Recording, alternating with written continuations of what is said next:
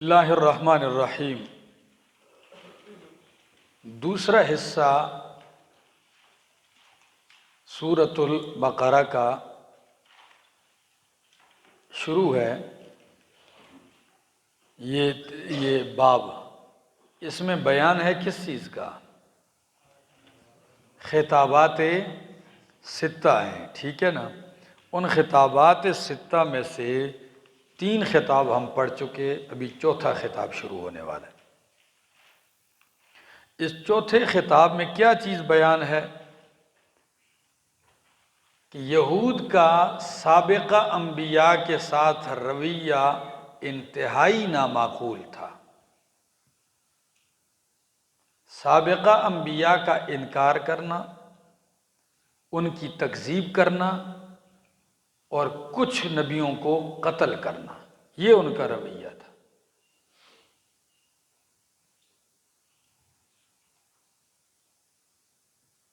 قرآن مقدس ذکر کرتا ہے وَلَقَدْ آتَيْنَا مُوسَى الْكِتَابَ، اور البتہ تحقیق دی ہم نے موسیٰ علیہ السلام کو کتاب، وَقَفَّيْنَا مِن بَعْدِهِ بِالرُّسُلِ، اور پے در پے بھیجے ہم نے من بعدہ ان کے بعد بالرسل رسول، موسیٰ علیہ السلام کے بعد اللہ نے لگاتار پے در پے کئی رسول بھیجے۔ وَآتَيْنَا عِیسیٰ ابْنَ مَرْیَمَ الْبَیِّنَاتِ، اور ہم نے دی عیسیٰ بیٹے مریم کو البینات، واضح دلائل۔ عیسیٰ بیٹے مریم دلائل کے ساتھ آئے۔ وَأَيَّدْنَاهُ، اور ہم نے ان کی تائید کی بروح القدس، روح القدس جبریل امین کے ساتھ۔ أَفَكُلَّمَا جَاءَكُمْ رَسُولٌ، کیا پس جب کبھی بھی آیا تمہارے پاس رسول، کوئی رسول، بما ایسے احکام کے ساتھ، لا تہویٰ انفسکم، جو اچھے نہ لگے تمہارے دلوں کو، لا تہویٰ انفسکم، جو نہ بہائے تمہارے دل، ٹھیک ہے، دلوں کو اچھے نہ لگے، تو استکبرتم، تم نے تکبر کیا، فَفَرِيقًا كَذَّبْتُمْ، پس ایک فریق کو تم نے جھٹلایا، وَفَرِيقًا تَقْتُلُونَ، اور ایک فریق کو تم نے قتل کیا۔ نبیوں کی ایک جماعت کو تم نے جھٹلایا اور ایک جماعت کو تم نے قتل کیا۔ وَقَالُوا قُلُوبُنَا غُلْفٌ بَل لَّعَنَهُمُ اللَّهُ بِكُفْرِهِمْ فَقَلِيلًا مَّا يُؤْمِنُونَ۔ خباثت کی بھی انتہا ہے۔ کیا کہتے ہیں؟ قلوبنا غلف، جب انہیں کہا جاتا ہے پیغمبر کی بات سنو، نبی علیہ السلام کی بات سنو، تو کہتے ہیں قلوبنا غلف۔ اس غلف کے 2 معنی ہیں۔ ایک یہ کہ غلف جمع ہے اغلف کی، اور اغلف کہتے ہیں پردے کو، غلاف پردے کو۔ تو اب معنی ہے قلوبنا غلف، ہمارے دل پردے میں ہیں، ہمارے دل پردوں میں بند ہیں۔ تو جو چیز پردے میں ہو تو وہاں سے چیز باہر نہیں جا سکتی، اور باہر کی چیز اندر نہیں جا سکتی۔ تو جو نظریہ عقیدہ ہمارے دلوں کے اندر ہے وہ باہر نہیں آئے گا، اور آپ والی باتیں اندر نہیں جائیں گی۔ ایک دوسرا معنی غلف غلوفن سے ہے۔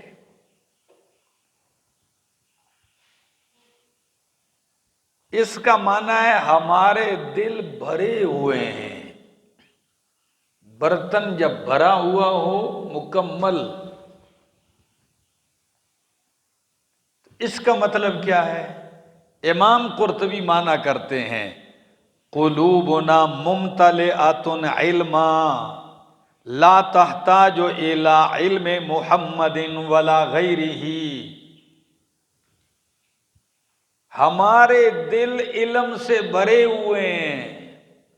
قلوبنا غلف، ہمارے دل علم سے بھرے ہوئے ہیں، وہ محمد عربی کے علم کے محتاج نہیں ہیں، اور نہ کسی اور کے علم کے۔ ان باتوں کو دیکھا جائے تو لگتا ہے کہ سب سے بڑے جاہل یہی لوگ تھے، کیونکہ جب علم جس بندے کے پاس ہو وہ یہ بات یہ جاہل ہی کرتا ہے۔ ذرا سنو، وقالو، اور کہتے ہیں، قلوبنا، ہمارے دل، غلفن، پردے میں ہیں یا بھرے ہوئے ہیں۔ فرمایا بھرے ہوئے نہیں، بل لعنہم اللہ بکفرہم، بلکہ لعنت کر دی اللہ نے ان پر ان کے کفر کی وجہ سے۔ فقلیلا ما یؤمنون، بس بہت ہی تھوڑا ہے، یؤمنون، جو وہ ایمان لاتے ہیں۔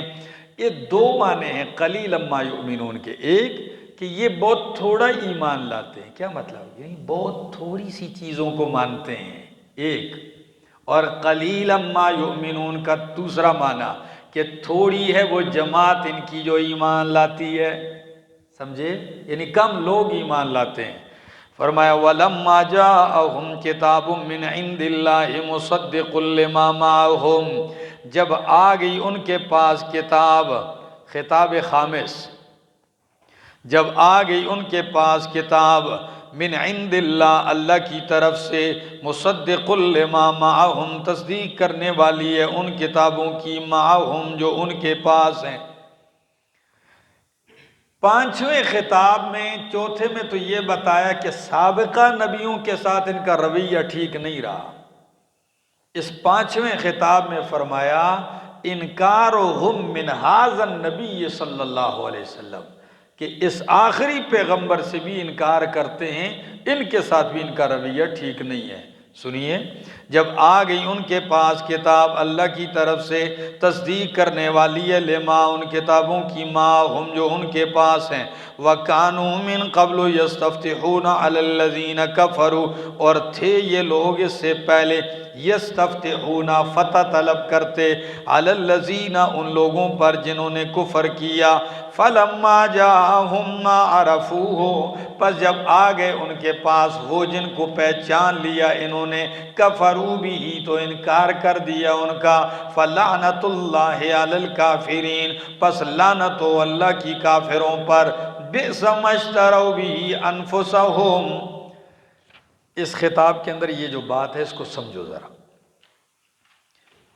فرمایا یہ یہود جو تھے، نبی اکرم صلی اللہ علیہ وسلم کے آنے سے پہلے یستفتحون، فتح طلب کرتے تھے۔ کیا طلب کرتے تھے؟ فتح طلب کرتے تھے کافروں پر۔ کیسے فتح طلب کرتے تھے؟ دعا کرتے تھے، اللہ وہ آخری نبی بھیج دے جن کے آنے کا ذکر تورات میں آپ نے کیا ہے، تاکہ ہم ان کے ساتھ مل کر روئے زمین کے کافروں پر فتح حاصل کریں۔ سمجھ میں آ رہی ہے؟ اس ان کے آنے سے پہلے یہ کیا کرتے تھے؟ کافروں پر فتح طلب کرتے تھے کہ اللہ وہ آخری نبی بھیج دے کہ جن سے مل کر ہم کافروں پر فتح حاصل کریں۔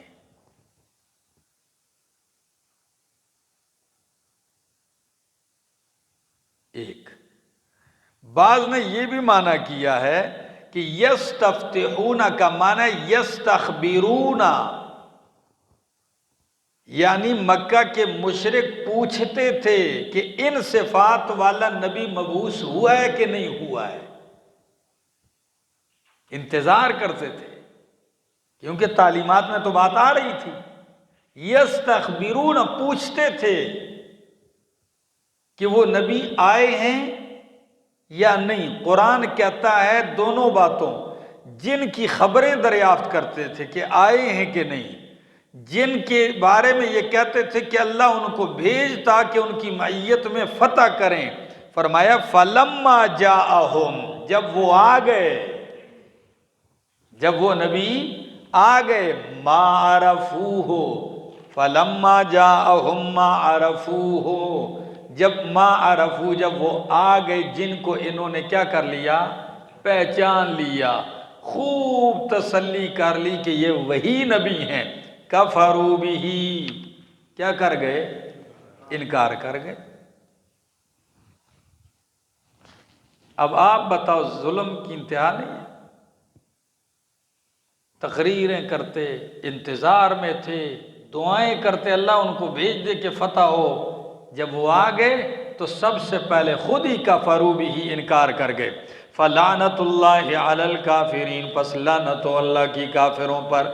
بئس ما اشتروا بہ انفسہم، بہت ہی بری ہے وہ چیز، اشتروا بہ کہ بیچ ڈالا انہوں نے اس کے بدلے، انفسہم اپنی جانوں کو، ان یکفروا بما انزل اللہ، یہ کہ انکار کرو اس کا جو اللہ نے نازل کیا ہے، باغیاً سرکشی کی وجہ سے، ضد کی وجہ سے، ان ینزل اللہ من فضلہ، یہ کہ نازل کرتا ہے اللہ اپنے فضل سے، علی من یشاء من عبادہ، جس پہ چاہتا ہے اپنے بندوں میں سے، فباءوا بغضب علی غضب، پس پھرے یہ غضب کے ساتھ، علی غضب غضب پر، وللکافرین عذاب مہین، اور کافروں کے لیے رسوا کن عذاب ہے۔ بئس ما اشتروا، بہت ہی بری ہے وہ چیز جس کے بدلے میں انہوں نے اپنی جانیں بیچ ڈالی۔ وہ کیا چیز ہے جس کے بدلے جانیں بیچ ڈالی؟ ان یکفروا بما انزل اللہ، کہ اللہ نے جو آخری کتاب نازل کی اس کا کیا کرو؟ انکار کرو۔ جو رسالت نبی علیہ السلام کو ملی ہے اس کا انکار کرو، دلیل کی وجہ سے، شک کی وجہ سے نہیں، بغیاً، اس ضد کی وجہ سے کہ اللہ نے اپنا فضل ان پہ کیوں نازل کر دیا۔ اب اس لفظ کا معنی کیا ہے کہ اپنی جانوں کو بیچ ڈالا؟ کس پر بیچ ڈالا؟ جہنم پہ بیچ ڈالا، اپنی جانوں کو جہنم کا ایندھن بنا دیا۔ اس پہ راضی ہیں لیکن نبی علیہ السلام کی نبوت پہ راضی۔ بات سمجھ میں آ رہی؟ فرمایا بئس ما اشتروا بہ، بہت ہی بری ہے وہ چیز کہ بیچ ڈالا اس کے بدلے انہوں نے اپنی جانوں کو، وہ ان یکفروا، یہ کہ انکار کرو، بما اس چیز کا، انزل اللہ جو اللہ نے اتاری ہے۔ کیوں انکار کرو؟ بغیاً، ضد کی وجہ سے، حسد کی وجہ سے، ان ینزل اللہ، یہ کہ نازل کرتا ہے اللہ اپنا فضل، علی من یشاء من عبادہ، جس پہ چاہتا ہے اپنے بندوں میں سے، فباءوا بغضب علی غضب، پس یہ غضب پر غضب کے ساتھ لوٹے۔ ڈبل غضب کیوں ہوا؟ اپنی کتابوں کا بھی انکار کیا اور آخری نبی کا بھی انکار کیا۔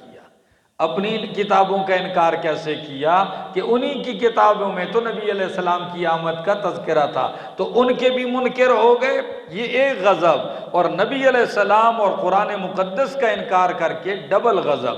تو فباءوا، پس لوٹے، بغضب غضب کے ساتھ، علی غضب غضب پر، وللکافرین عذاب مہین، اور کافروں کے لیے عذاب رسوا کرنے والا۔ وَإِذَا قِيلَ لَهُمْ آمِنُوا بِمَا أَنزَلَ اللَّهُ، جب کہا جاتا ہے ان سے ایمان لاؤ اس پر جو اللہ نے نازل کیا ہے، قرآن پر ایمان لاؤ، قالوا، تو جواب میں کہتے ہیں، نؤمن بما انزل علینا، ہم ایمان لاتے ہیں صرف اسی پر جو اتارا گیا ہم پر۔ کیسے ظالم ہے بھائی، قرآن پر ایمان لاؤ تو جواب کیا ہے؟ ہم صرف انہی کتابوں پر ایمان لاتے ہیں انزل علینا جو ہم پر اتری ہیں، وَيَكْفُرُونَ بِمَا وَرَاءَهُ، اور وہ انکار کرتے ہیں بِمَا وَرَاءَهُ جو اس کے علاوہ ہے، ان پر اترنے والی کتاب کے علاوہ سب کا وہ کیا کرتے ہیں؟ یہ ان کا نظریہ تھا کہ جی بھائی ہم تو بس اسی پہ ایمان لائے ہیں جو ہم پہ اتری ہے، اس کے سوا ہم، جواب الزامی دیا اور ٹکا کے دیا ہے۔ فرمایا اتنے جو سچے ہو کہ ہم اپنی کتاب پر ایمان لاتے ہو تو یہ بتاؤ کہ پھر نبیوں کو کیوں قتل کرتے رہے ہو؟ چلو تمہیں انکار نبی علیہ السلام سے ہے تو پہلے نبیوں کو تم نے کیوں قتل کیا؟ بات نہیں سمجھ میں آ رہی؟ ان کی تکذیب کیوں کی؟ معلوم ہوتا ہے کہ قرآن ہی کے نہیں، تم نے اپنے نبیوں کے بھی منکر ہو۔ سمجھ میں آ رہی؟ ذرا دیکھو، فرمایا جب کہا جاتا ہے ان سے ایمان لاؤ، بما انزل بما، قیل لہم بما انزل اللہ، اس پر جو اللہ نے اتارا ہے، قالو تو کہتے ہیں نؤمن، ہم ایمان لائے، بما اس پر انزل علینا جو اتارا گیا ہم پر، ویکفرون بما وراءہ اور وہ انکار کرتے ہیں اس کا جو اس کے علاوہ ہے، وہو الحق حالانکہ وہ حق ہے، مصدقا لما معہم تصدیق کرنے والا ہے ان کتابوں کی جو ان کے پاس ہیں۔ قل کہہ دیجئے فَلِمَ تَقْتُلُونَ انبیاء اللہ، پس کیوں تم قتل کرتے رہے اللہ کے نبیوں کو، من قبل اس سے پہلے، ان کنتم مؤمنین اگر تم مومن ہو، اپنی کتابوں کو اگر تم مانتے ہو تو اس سے پہلے نبیوں کو تم قتل کیوں کرتے رہے؟ وَلَقَدْ جَاءَكُمْ مُوسَى بِالْبَيِّنَاتِ، البتہ تحقیق آئے تھے موسیٰ علیہ السلام تمہارے پاس، بالبینات واضح دلائل کے ساتھ، ثُمَّ اتَّخَذْتُمُ الْعِجْلَ پھر تم نے بچڑے کو معبود بنا لیا، مِن بَعْدِهِ موسیٰ علیہ السلام کے جانے کے بعد، وَأَنْتُمْ ظَالِمُونَ درا حالے کہ تم ظلم کرنے والے تھے۔ وَإِذْ أَخَذْنَا مِيثَاقَكُمْ چھٹا خطاب، فرمایا جب ہم نے تم سے، اس میں کیا چیز بیان ہے؟ سابقہ کا خلاصہ، ما سبقہ کا نچوڑ ہے۔ وَإِذْ أَخَذْنَا مِيثَاقَكُمْ وَرَفَعْنَا فَوْقَكُمُ الطُّورَ جب ہم نے اٹھایا تم سے لیا پختہ وعدہ اور تم پہ طور پہاڑ اٹھایا، اور کیا کہا؟ خُذُوا مَا آتَيْنَاكُمْ پکڑو جو ہم نے تمہیں دیا ہے، بِقُوَّةٍ مضبوطی کے ساتھ، وَاسْمَعُوا اور سنو، قالوا تو کہنے لگے سمعنا وعصینا، تورات والے اللہ نے طور اٹھایا اوپر، کیا کہا؟ خُذُوا مَا آتَيْنَاكُمْ بِقُوَّةٍ وَاسْمَعُوا جو ہم نے تمہیں دیا اس کتاب کو مضبوطی سے پکڑو، وَاسْمَعُوا اور نبی کی بات کیا کرو؟ سنو۔ تو کیا کہنے لگے؟ سمعنا وعصینا ہم نے سن لیا اور نافرمانی بھی کر دی۔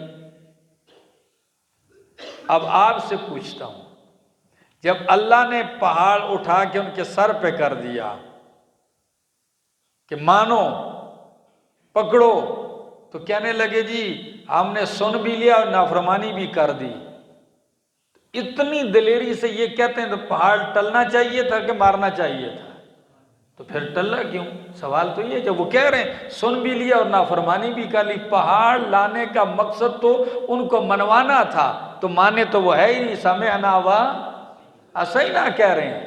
جواب سمجھو، سمعنا کہا زبان سے، عصینا دل میں کہا کہ چلو ٹل جائے تو اساں کیڑا مننا ہے۔ سمجھ آ رہی ہے؟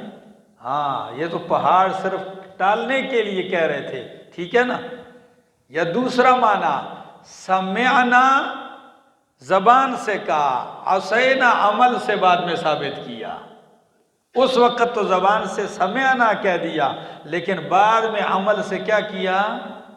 نافرمانی کرتے رہے۔ تو فرمایا وقالو کہنے لگے سمعنا ہم نے سن لیا، وعصینا اور ہم نے نافرمانی کر لی، واشربوا فی قلوبہم العجل جس اللہ نے من سلوہ اتارا، جس اللہ نے فرعون سے بچایا، جس اللہ نے بادل کا سایہ کیا، جس اللہ نے پانی کے چشمے پتھر سے جاری کیے، جس اللہ نے سمندر میں ان کو 12 راستے دیے، اس اللہ کی محبت دل میں نہیں آئی اور بچھڑے کی محبت ان کے دلوں میں پلا دی گئی۔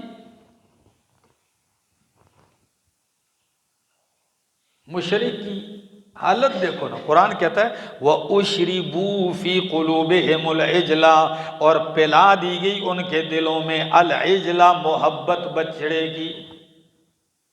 پڑھی نہیں، یوں لگتا ہے کہ بس ان کے دل نے ان کی محبت، بچھڑے کی محبت کا جام پی لیا ہے۔ ہاں، بِكُفْرِهِمْ ان کے کفر کی وجہ سے، قل کہہ دیجئے بئس ما یأمرکم بہ ایمانکم ان کنتم مؤمنین، اتنا کچھ کرنے کے باوجود بھی کہتے تھے کہ ہم کیا ہیں؟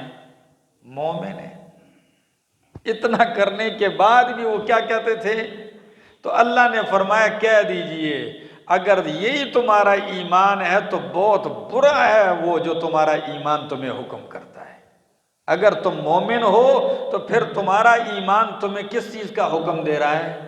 بری چیز کا حکم دے رہا ہے، یعنی یہ حد درجہ زجر ہے۔ ذرا دیکھو، فرمایا قل کہہ دیجئے بئسا بہت ہی بری ہے ما وہ چیز یأمرکم بھی ایمانکم جس کا حکم تمہیں تمہارا ایمان کرتا ہے اگر تم مومن ہو۔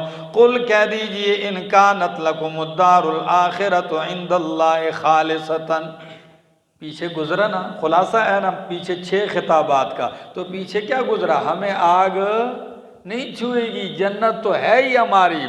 تو ادھر فرمایا قل کہہ دیجئے ان کانت لکم الدار الآخرۃ، اگر ہے وہ آخری گھر تمہارا، عند اللہ اللہ کے یہاں، خالصتاً خالص طور پر، من دون الناس لوگوں کے علاوہ، یعنی باقی لوگوں کو جنت والا گھر نہیں ملے گا، صرف تمہیں ہی ملے گا۔ اگر یہ بات پکی ہے تو پھر فتمنوا الموت، دنیا میں کیا کرتے ہو؟ موت کی تمنا کرو، اس گھر میں کیوں نہیں جاتے ہو؟ اتنا جو تمہیں پتہ ہے کہ اس جنت میں تمہارے سوا کسی اور نے، تو پھر موت کی تمنا کرو اور جنت میں کیوں نہیں چلے جاتے ہو؟ ایک مطلب یہ۔ دوسرا مطلب امام ابن کثیر نے اور دیگر نے لکھا ہے کہ دلائل سے تو ہم نے تمہیں بہت سمجھایا، لیکن اب اتنے دلائل کے باوجود تمہارا کفر واضح کر دیا، تمہاری خباثتیں واضح کر دی، اب بھی کہتے ہو کہ جنتی ہم ہیں، تو آؤ مباہلہ کرتے ہیں۔ کیا کرتے ہیں؟ مباہلہ کرتے ہیں۔ مباہلہ یہی ہے، موت کی دعا مانگتے ہیں کہ اللہ جو سچا ہے اس کو بچا لے اور جو جھوٹا ہے اس پہ کیا طاری کر دے؟ موت طاری کر دے۔ آؤ مباہلہ کر لو، ابھی پتہ چل جائے گا۔ اور تمہیں تو موت سے ویسے بھی نہیں ڈرنا چاہیے، کیونکہ تم جنت کی بھی آگے کیا ہو؟ ہاں ٹھیکہ تو تم نے لے بھی لیا ہے، اب تو تمہیں نہیں ڈرنا چاہیے، آؤ۔ فرمایا وَلَن يَتَمَنَّوْهُ، اگر ہے تمہارے لیے آخرت کا گھر، خالصۃ من دون الناس خالص طور پر لوگوں کے علاوہ، فَتَمَنَّوْا الْمَوْتُ تو تمنا کرو موت کی اگر سچے ہو، وَلَن يَتَمَنَّوْهُ أَبَدًا اور ہرگز تمنا نہیں کریں گے موت کی، ابدا کبھی بھی۔ کیوں نہیں کریں گے؟ سوال، بما قدمت ایدیہم بوجہ اس کے کہ جو ان کے ہاتھوں نے آگے بھیجا ہے۔ ان کو اپنے کرتوتوں کا پتہ ہے کہ ہم نے جو آگے اپنے ہاتھوں سے اعمال بھیجے ہیں اس کی وجہ سے جنت نہیں ملے گی، کیا ملے گی؟ ہاں یہ صرف اوپر سے کہہ رہے ہیں، بما قدمت ایدیہم واللہ علیم بالظالمین، اللہ جاننے والا ہے ظالموں کو۔ موت کی تمنا تو درکنار، اللہ فرماتے ہیں میں ذرا حالت بتاتا ہوں ان کی، وَلَتَجِدَنَّهُمْ أَحْرَصَ النَّاسِ البتہ ضرور بضرور تو پائے گا لوگوں میں سے زیادہ حریص علی حیات زندگی پر، ان کو تو لوگوں میں سے سب سے زیادہ زندگی پر کیا پائے گا؟ ان کو تو زندگی ہی کی حرص تو ان کو لگی ہوئی ہے، مرنے کی تمنا کریں گے۔ وَمِنَ الَّذِينَ أَشْرَكُوا اور ان لوگوں میں سے بھی جنہوں نے شرک کیا وہ بھی زندگی پر حریص ہیں۔ يَوَدُّ أَحَدُهُمْ چاہتا ہے ہر ایک ان میں سے، لَوْ يُعَمَّرُ أَلْفَ سَنَةٍ کہ اس کو عمر دی جائے 1000 سال۔ آپ کہتے ہو مبالغہ کرو اور ان کی حالت ہے کہ عمر کتنی مل جائے؟ ہاں تو 1000 سال کا یہ مطلب ہے کہ 1500 نہ ملے۔ یہ محاورہ ہے، یعنی جس طرح وہ کہتے ہیں، اور ایک دوسرے سے بھی کہتے بھی تھے جیتے رہو 1000 سال۔ ہاں دعا میں کیا کہتے تھے ایک دوسرے کو؟ جیتے رہو 1000 سال بھائی۔ تو ایسے بندے جس کی حالت یہ ہو، آپ اس سے کہیں کہ کیا کریں؟ موت کی تمنا کرے، وہ موت کی تمنا کرتا ہے، اور کام بھی اس کے، کرتوت بھی اس کے یہ ہیں جو آپ کے سامنے ابھی ہم نے بیان کر دیے ہیں۔ تو فرمایا وَمَا هُوَ بِمُزَحْزِحِهِ مِنَ الْعَذَابِ اور نہیں ہے وہ بِمُزَحْزِحِهِ مِنَ الْعَذَابِ بچنے والا عذاب سے، أَن يُعَمَّرَ اگرچہ اس کو عمر دی جائے۔ پہلے تو ملتی ہی نہیں، کسی کی تمنا پر تو اللہ عمر نہیں دیتا کہ میری عمر 1000 سال کی تمنا ہے تو میں 1000 سال رہوں. نہ میرا بھائی، یہ میں ایک اخباری کالم بھی پڑھ رہا تھا، کسی نے لکھا، یہ ایک امریکہ کا ایک ناچنے والا گزرا ہے اور بڑا غضب کا، مائیکل جیکسن، اس حد تک مشہور ہوا کہ نسل کے اعتبار سے وہ کالا تھا. کالا انگریز نہیں ہوتا، کالا انگریز تھا. بس ناچ میں، گانے میں عجیب لچک والا جسم اس حد تک پہنچ گیا کہ دنیا کے کئی ممالک کے اہم مقامات پر اس نے اپنے مجسمے نصب کر دیے. پھر اس حد تک دولت کہ دنیا پاگل ہو رہی ہے، ڈالروں میں ڈوب جاتا تھا، اتنے برستے تھے ڈالر اس میں. اب اس نے ارادہ شروع کر دیا، دولت آ رہی ہے، اس نے کہا جی میری چمڑی تبدیل کرو. پورے وجود کا چمڑا تبدیل کر کے وہ سیاہ سے کیا بن گیا؟ سرجری کے بعد گورا انگریز بنا لیا اس نے. جب گورا بن گیا تو اس نے اپنے سیاہ فام خاندان کا انکار کر دیا، نہیں ہے میرے. اور اس نے اپنے لیے گورے ماں باپ پیسوں کی بھی خرید لیے. دولت ہے بھائی، کچھ بھی ہو سکتا ہے، وہ بھی خرید لیے. وہ خریدنے کے بعد اس نے جو اگلا کام کیا کہ بھائی اب میں زندہ رہنا چاہتا ہوں 150 سال. کتنا؟ میں 150 سال زندہ رہنا چاہتا ہوں.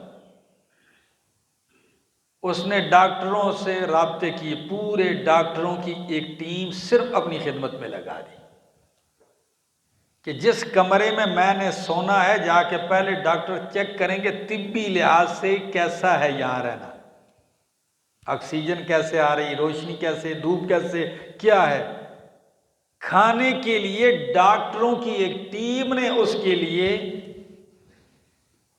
مینیو بنایا، آپ نے ہفتے کو یہ کھانا ہے، اتنا کھانا ہے، یہ چیزیں کھانی ہیں. پھر اس نے وہ لوگ خرید لیے کہ اگر میرا جگر خراب ہوتا ہے تو آپ نے مجھے اپنا جگر دینے، پیسے ایڈوانس میں لے لو. آپ کا جگر میرا ہو گیا، پھیپھڑے میرے ہو گئے، گردے لے لیے. اتنا کچھ کرنے کے بعد 50 سال کی عمر میں رات کو کمرے کے اندر مردہ پایا گیا.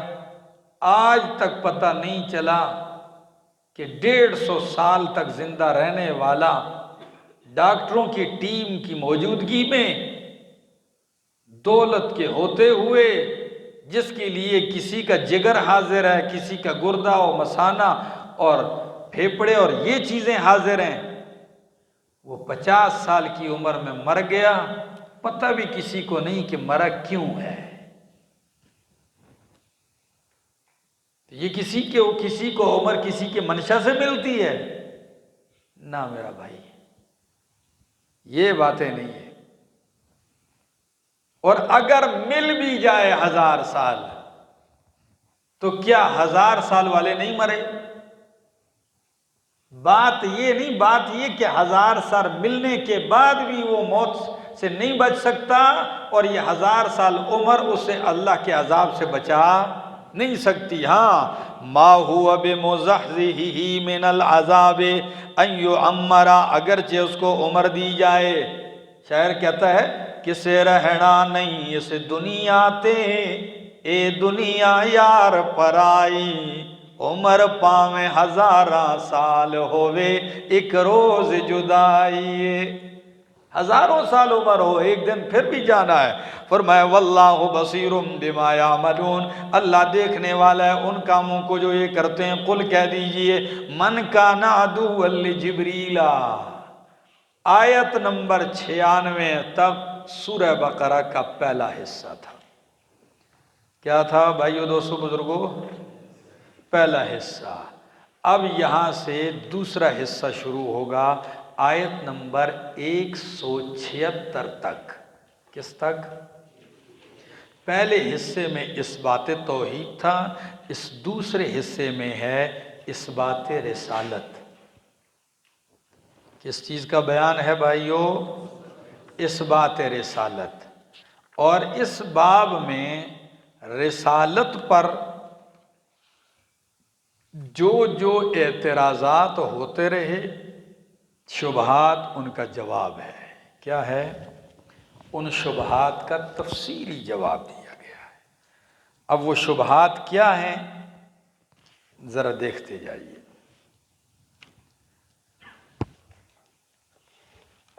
پہلا اعتراض، پہلا شبہ، اور یہ آپ کو بتا دوں، میرے شیخ فرماتے ہیں یہ اعتراض جو ہوئے ہیں 9 اعتراض رسالت پر اور ان کے جواب، یہ ہر دور میں پیغمبر کا مشن چلانے والوں پر بھی رنگ بدل بدل کے آئیں گے. پہلا اعتراض سند پر کیا. کس پر؟ سند پر. سوڈا استاد کون ہے جی؟ کتنے پڑھا ہے؟ بات سمجھ میں آ گئی؟ پہلا اعتراض آپ کہ استاد، اگر آپ نے کہا جی میں نے تو وہاں سے، وہی ہے نا، وہ تو ہے ہی منکر ہے ولیوں کا، وہ ہے ہی گستاخ ہے، سب کہتے ہیں گستاخ ہے وہ. ایسے بے ادب سے آپ نے پڑھا ہے. پہلا اعتراض یہ کیا، اچھا جی آپ بتائیں، مسند احمد کی حدیث ساتھ ملا لو، بات آ جی. آئے یہودی 5 سوال پیش کیے، کتنے؟ 4 کے جواب مل گئے. کہنے لگے جی بس آخری سوال ہے، اس کے بعد جو ہی وہ آپ جواب دیں گے نا، ہم آپ کے ہاتھ پر ایمان لے آئیں گے. بتاؤ، یہ بتاؤ آپ پر وحی کون لے کے آتا ہے؟ ہاں، یہ جو وحی آتی ہے، یہ نبی علیہ السلام نے کہا جبریل. اوہ توبہ توبہ، وہ تو ہمارے باپ دادا کا دشمن ہے. یہ عذاب، یہ سزائیں، یہ زلزلے، وہ زمین ہلا دی، کسی پہ پٹخ دی، ٹھیک ہے نا، یہ تو ساری سزائیں اور عذاب تو وہی لے کے آتا ہے. او ہو، اگر آپ میکائیل کا کہہ دیتے تو ہم ابھی آپ کو مان لیتے. 5 طرح سے اس اعتراض کو رد کیا.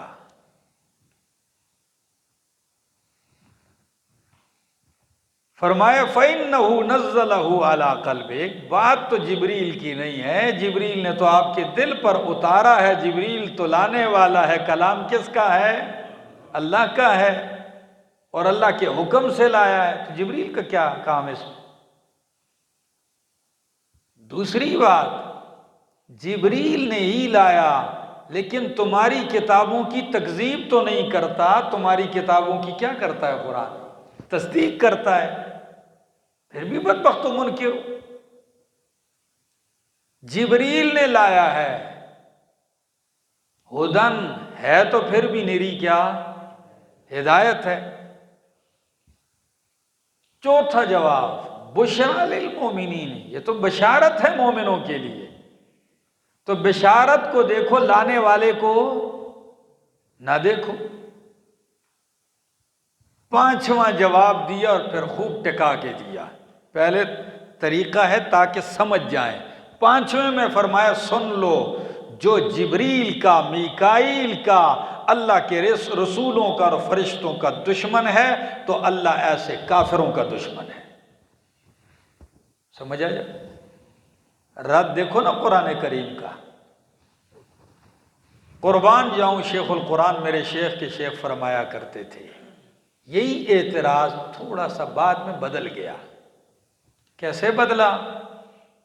انہوں نے قرآن کی سند جبریل پر اعتراض کیا. کیا کیا؟ اور رافضیوں نے قرآن کی سند صحابہ پہ اعتراض کیا.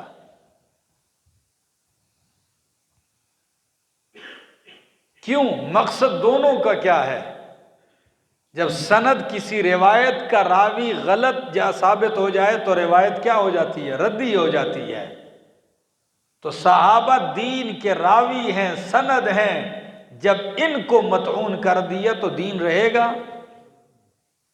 تو یہ صحابہ پہ اعتراض در حقیقت کس پہ اعتراض ہے؟ دین پہ اعتراض ہے۔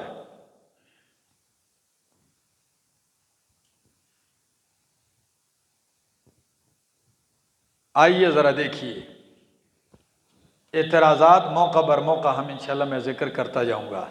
فرمایا قل من کان عدوا لجبریل، قل کہہ دیجئے جو کوئی ہو دشمن جبریل کا، فإنہ نزلہ علی قلبک، پس بے شک جبریل نے تو نازل کیا، اتارا ہے قرآن کو، علی قلبک، آپ کے دل پر، بإذن اللہ، کس کے حکم سے؟ اللہ کے حکم سے، مصدقا لما بین یدیہ، تصدیق کرنے والا ہے ان کتابوں کی جو اس سے پہلے ہیں، وہدن، اور ہدایت ہے، وبشریٰ للمؤمنین، اور بشارت ہے مومنین کے لیے۔ من کان عدوا لجبریل، جو کوئی دشمن ہو جبریل کا، وملا من کان عدوا للہ، جو کوئی ہو دشمن اللہ کا، وملائکتہ، اور اللہ کے فرشتوں کا، ورسلہ، اور اللہ کے رسولوں کا، وجبریل ومیکال، جبریل کا اور میکال کا۔ ان کو دوبارہ خاص طور پر ذکر اس لیے کیا جبریل کو کہ ان کا اعتراض کس پر تھا؟ جبریل پر تھا۔ فَإِنَّ اللَّهَ عَدُوٌّ لِّلْكَافِرِينَ، پس بے شک اللہ دشمن ہے کافروں کا۔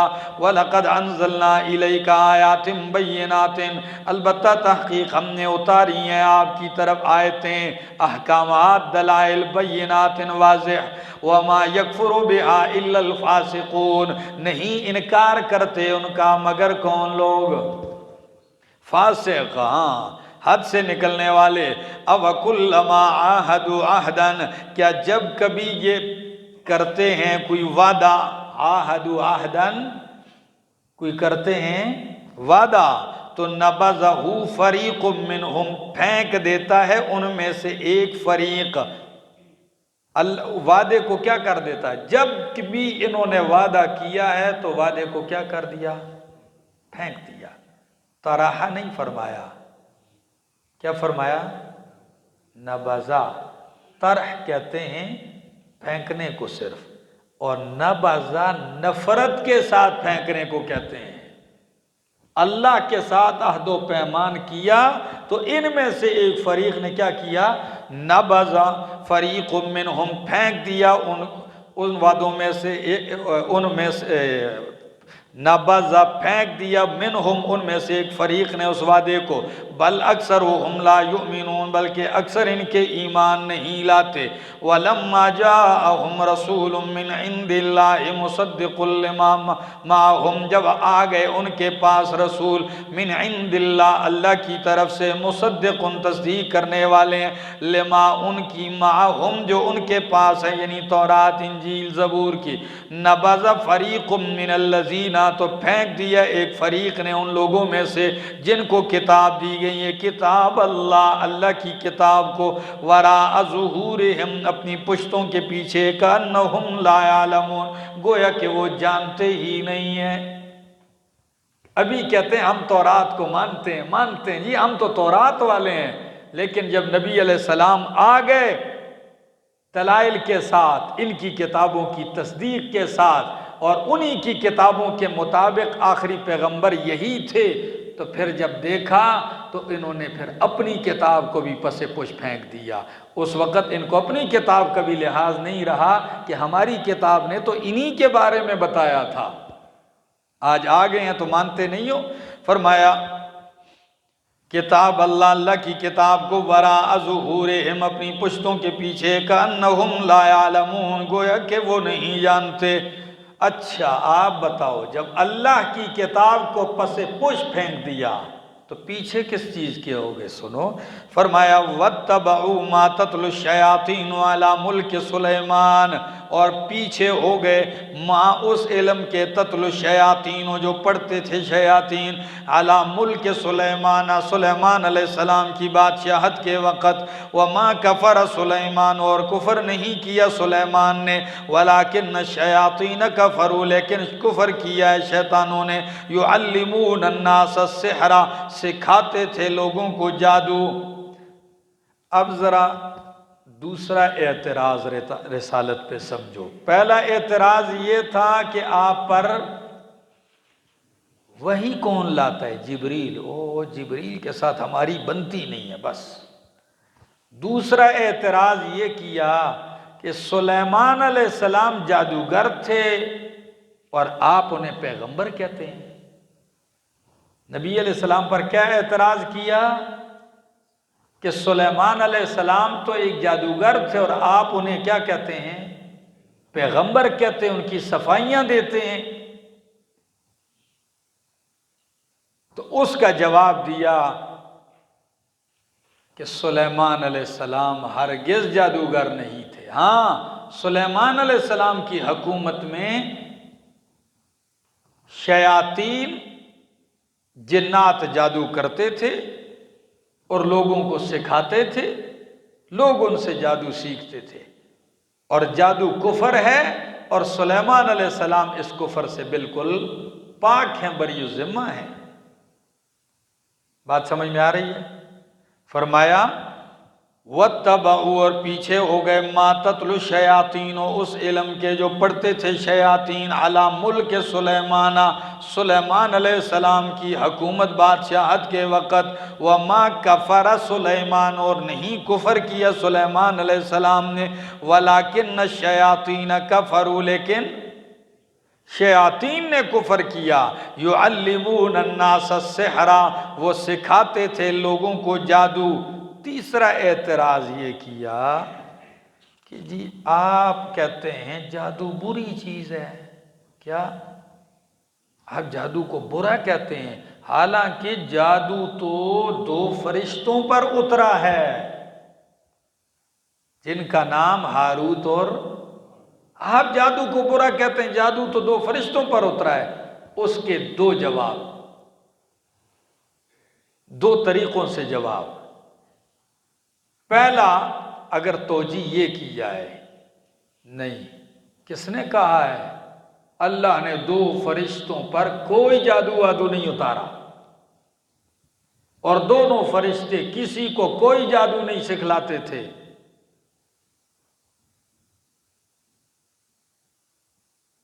ٹھیک ہے جی۔ دوسری صورت میں یہ جب معنی کروں گا، توجیہ کروں گا، آپ کو سمجھ میں آ جائے گا۔ دوسرے انداز سے جواب یہ ہے کہ تم جو کہتے ہو کہ جادو بری چیز ہے، تو جادو تو فرشتوں پر آیا ہے، کہا آدھی بات کرتے ہو۔ جادو 2 فرشتوں کے ذریعے اللہ نے اتارا تھا، لیکن فرشتے لوگوں کو جادو کی ترغیب تعلیم نہیں، وہ جادو بتلاتے تھے کہ لوگوں یہ ہے جادو، یہ کرو گے تو کافر ہو جاؤ گے۔ کیا یہ کرو گے تو، جیسے آپ مجھے بیان کے دوران میں آپ مجھے پوچھیں کہ استاد محترم جادو کیا ہے، میں آپ کہوں جادو یہ ہے، یہ کفر ہے، یہ نہیں کرنا چاہیے، تو ایک بندہ یہ سنے اور پھر جا کے وہی کام کیا کر دے، شروع کر دے۔ سمجھ میں آ رہی؟ تو فرشتے اترے تھے اس کی حقیقت بتلانے کے لیے، اور کہتے بھی تھے کہ ہم امتحان ہیں، آزمائش ہیں۔ کیا ہیں؟ تو وہ ایک آزمائش تھی، تم نے اس کام کو جائز سمجھ لیا۔ ذرا آؤ، فرمایا وَمَا أُنزِلَ عَلَى الْمَلَكَيْنِ، پہلی صورت میں ما نافیہ بناتا ہوں، معنی یہ ہوگا ما انزل علی الملکین، نہیں اتارا گیا فرشتوں پر کچھ بھی، کوئی جادو فرشتوں پر نہیں اتارا گیا، بے بابل، بابل شہر میں، ہاروت و ماروت نامی، ہاروت و ماروت نامی 2 فرشتوں پر بابل شہر میں کوئی جادو نہیں اتارا گیا۔ وَمَا يُعَلِّمَانِ مِنْ أَحَدٍ، اور نہیں سکھاتے تھے وہ دونوں کسی ایک کو، یہاں تک کہ وہ دونوں یہ کہتے ہوں اِنَّمَا نَحْنُ فِتْنَةٌ، ہم آزمائش ہیں، فَلَا تَكْفُرْ، پس تو کفر نہ کر، ایسی کوئی بات نہیں ہے۔ فَيَتَعَلَّمُونَ مِنْهُمَا، تو اب کیا ہوگا؟ جب پیچھے آپ نے ما نافیہ کر دیا تو اس کو کیا کرو؟ فَيَتَعَلَّمُونَ مِن، ما نافیہ کے ساتھ اب جوڑ بنتا ہے؟ نہیں بنتا، بنتا ہے اس طرح فَيَتَعَلَّمُونَ مِنْهُمَا، من سے پہلے لفظ محذوف ہے، وہ یہ ہے فَيَتَعَلَّمُونَ مِنْ ضِدِّهِمَا، من ضِدِّهِمَا، یہ لوگ ان دونوں کی ضد سے جادو سیکھتے تھے، یعنی ان سے نہیں، ان کے مد مقابل جو جادوگر تھے یہ لوگ ان سے جادو سیکھتے تھے، ان سے نہیں سیکھتے تھے۔ ٹھیک ہو گیا۔ دوسری صورت میں مفسرین نے ماں کو نافیہ نہیں بنایا، ماں کو موصولہ بنایا۔ اب معنی ہوگا وَمَا أُنزِلَ عَلَى الْمَلَكَيْنِ، اور یہ لوگ پیچھے ہو گئے اس علم کے، اس جادو کے جو اتارا گیا فرشتوں پر بابل شہر میں، جن کا نام ہاروت اور ماروت ہے۔ وَمَا يُعَلِّمَانِ مِنْ أَحَدٍ، اور وہ نہیں سکھاتے تھے کسی ایک کو، یہاں تک کہ وہ کہتے تھے پہلے انما نحن فتنۃ، بے شک ہم آزمائش ہیں، فلا تکفر، تو کفر، وہ صاف کہتے تھے کہ بھائی ہم بطور آزمائش کے اتارے گئے، تو کفر نہ کر۔ فَيَتَعَلَّمُونَ مِنْهُمَا، پس یہ سیکھتے ان دونوں سے، ماں وہ کچھ، یفرقون بِهِ بین المرء وزوجہ، کس کے ذریعے یہ جدائی ڈالتے تھے، بین المرء وزوجہ، آدمی اور اس کی بیوی کے درمیان۔ جادوگروں میں سے آج تک آپ نے دیکھا ہے کہ کوئی جادو اس لیے کرتا ہو کہ اینٹ کی بھٹی میں جائے اور اینٹیں سونے کی بنا دے؟ بولو، کوئی خیر کا کام ہوا ہے جادوگر سے؟ جادو اس لیے کرتا ہوں یہ سارے کینسر کے مریض کیا ہو جائیں، ٹھیک ہو جائیں، یا کسی جادوگر نے ایسا کوئی کرتب کیا ہے؟ جادوگر کا کام کیا ہے؟ وہ یہی لگا ہوا ہے اس کی روزی بند کرتا ہوں ٹھیک ہے نا، اس کا ایک ہی ٹھیکہ لیا ہوا ہے۔ یا میاں بیوی کے درمیان کیا ڈالتے ہیں، اس کے لیے لگے ہوئے ہیں۔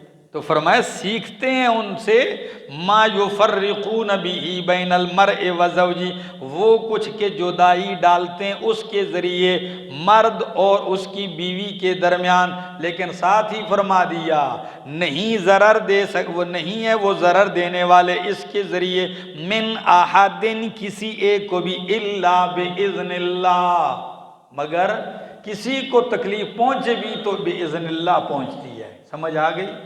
اللہ کا اذن نہ ہو تو کوئی چیز کسی کو نقصان نہیں پہنچا سکتی۔ اب ذرا اس آیت کو سمجھو کہ مرد اور عورت کے درمیان جدائی کیسے ڈالتے تھے۔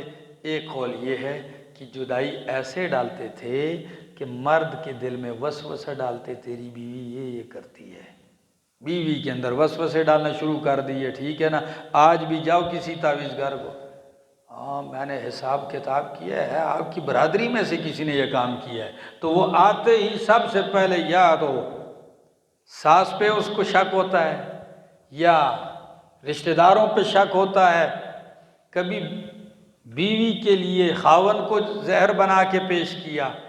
دوسرا معنی کہ میاں بیوی کے درمیان جدائی ڈالتے ہیں، یہ وہ سیکھتے ہیں۔ تو سچ بتاؤ، دو مومن ہیں، ایک جا کے جادو سیکھتا ہے تو سیکھنے سے ہو جاتا ہے کافر، تو کافر ہوتے ہی ان کا نکاح رہتا ہے؟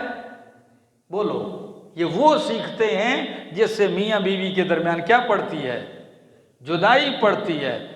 جاتے اس لیے ہیں کہ میاں بیوی کو جوڑنا پیدا ہو جائے، میاں بیوی ایک دوسرے کے ساتھ محبت کرنا چاہتے ہیں، اور کام وہ کر کے آ جاتے ہیں کہ دونوں کی بیڑا غرق ہو جاتا ہے بابا جی۔ ہاں آگے، وَيَتَعَلَّمُونَ مَا يَضُرُّهُمْ وَلَا يَنْفَعُهُمْ، اور یہ سیکھتے ہیں ما وہ کچھ، يَضُرُّهُمْ جو ان کو ضرر دیتا ہے، نفع نہیں دیتا، وَلَا يَنْفَعُهُمْ اور ان کو نفع نہیں دیتا۔ وَلَقَدْ عَلِمُوا تحقیق جان لیا ہے انہوں نے، لمن اشتراہ کہ جس نے بھی اختیار کیا اس کو، مَا لَهُ فِي الْآخِرَةِ مِنْ خَلَاقٍ، نہیں ہے آخرت میں اس کا کوئی حصہ۔ جو بھی جادو سیکھتا ہے، کرتا ہے، کرواتا ہے، آخرت میں اس کا کوئی حصہ نہیں ہے۔ وَلَبِئْسَ مَا شَرَوْا بِهِ أَنفُسَهُمْ، بہت ہی بری ہے وہ چیز، مَا شَرَوْا بِهِ أَنفُسَهُمْ جس کے بدلے انہوں نے اپنی جانوں کو بیچ ڈالا، وہ ہے جہنم، آگ۔ آگ لیا، اپنی جانوں کو جہنم پہ دے دیا۔ لَوْ كَانُوا يَعْلَمُونَ، کاش کہ یہ لوگ جانتے۔ آگے جی، تیسرا کتنے اعتراض ہو گئے؟ 3 ہو گئے. چوتھا اعتراض ہے. چوتھا اعتراض انہوں نے یہ کیا ہے کہ ہم آپ کو اس لیے پیغمبر تسلیم نہیں کرتے کہ آپ ہم صحیح لفظوں سے منع کرتے ہو. کس سے؟ صحیح الفاظ سے منع کرتے ہو. الفاظ ٹھیک ہوتے ہیں، خواہ مخواہ منع کرتے جاتے ہو. 5واں اعتراض یہ کیا کہ ہم اس لیے آپ کو تسلیم نہیں کرتے کہ آپ خود گڑبڑ ہیں. کیا ہیں؟ خود حیران و پریشان ہیں. کبھی ایک قبلے کی طرف منہ پڑھتے کر کے نماز پڑھتے ہو، کبھی کہتے ہو وہ منسوخ ہو گیا. دوسرے قبلے کی طرف کیا کرتے ہو؟ کبھی ایک حکم دیتے ہو، اس کو کہتے ہیں یہ منسوخ ہے، دوسرا حکم دینے لگ جاتے ہو. آپ خود ہی کسی ایک بات پہ نہیں ٹھہرتے. دونوں اعتراضوں کا جواب سنیے بالترتیب. فرمایا پہلا اعتراض کہ تم کہتے ہو صحیح لفظ سے منع کیے، ذرا اس کی حقیقت کو دیکھو. یا ایھا الذین آمنوا، اے ایمان والو، اے ایمان والو، لا تقولوا راعنا، مت کہو راعنا. کیا مت کہو؟ راعنا کا لفظ نہ کہو. وقولوا، اور کہو انظرنا. راعنا نہ کہو، اس کی جگہ کیا کہو؟ انظرنا کہو. واسمعوا، خوب سنو. وللکافرین عذاب علیم، کافروں کے لیے دردناک عذاب ہے. آیت کا مطلب سمجھو. یہودی نبی علیہ السلام کی محفل میں آتے تھے.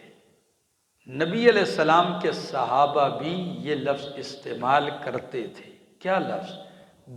دوران تقریر، دوران درس، دوران بیان کوئی بات سمجھ نہ آتی تو پوچھتے راعنا. کیا کہتے؟ راعنا کا معنی ہے کہ جی ہماری رعایت کیجئے، یعنی دوبارہ رپیٹ کیجئے، پھر سمجھائیے. ہماری کیا کیجئے؟ جیسے کوئی بندہ بات کرے تو آپ اس سے کہیں راعنا، ہماری تھوڑی سی کیا کریں؟ رعایت کریں. تو یہ لفظ تو بالکل ٹھیک ہے، معنی بھی ٹھیک ہے، اور صحابہ اس کو صحیح معنی میں استعمال کرتے تھے. لیکن وہ بدبخت آ گئے تو وہ اسی کو لیم بِأَلْسِنَتِهِمْ، زبان مروڑ کے کہتے، راعنا کے بجائے کہتے راعینا. وہی لفظ ہے، اس کو کیا کہنے لگ جاتے؟ راعینا. تو راعینا کا معنی ہے اے ہمارے چرواہے.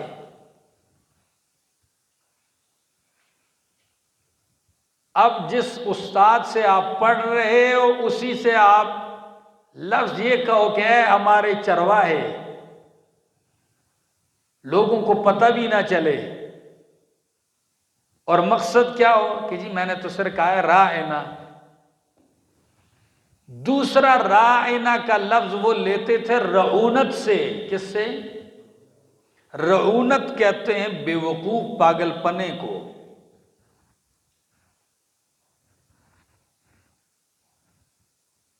تو راعنا رعونت سے، یعنی اے ہمارے بے وقوف، نعوذ باللہ.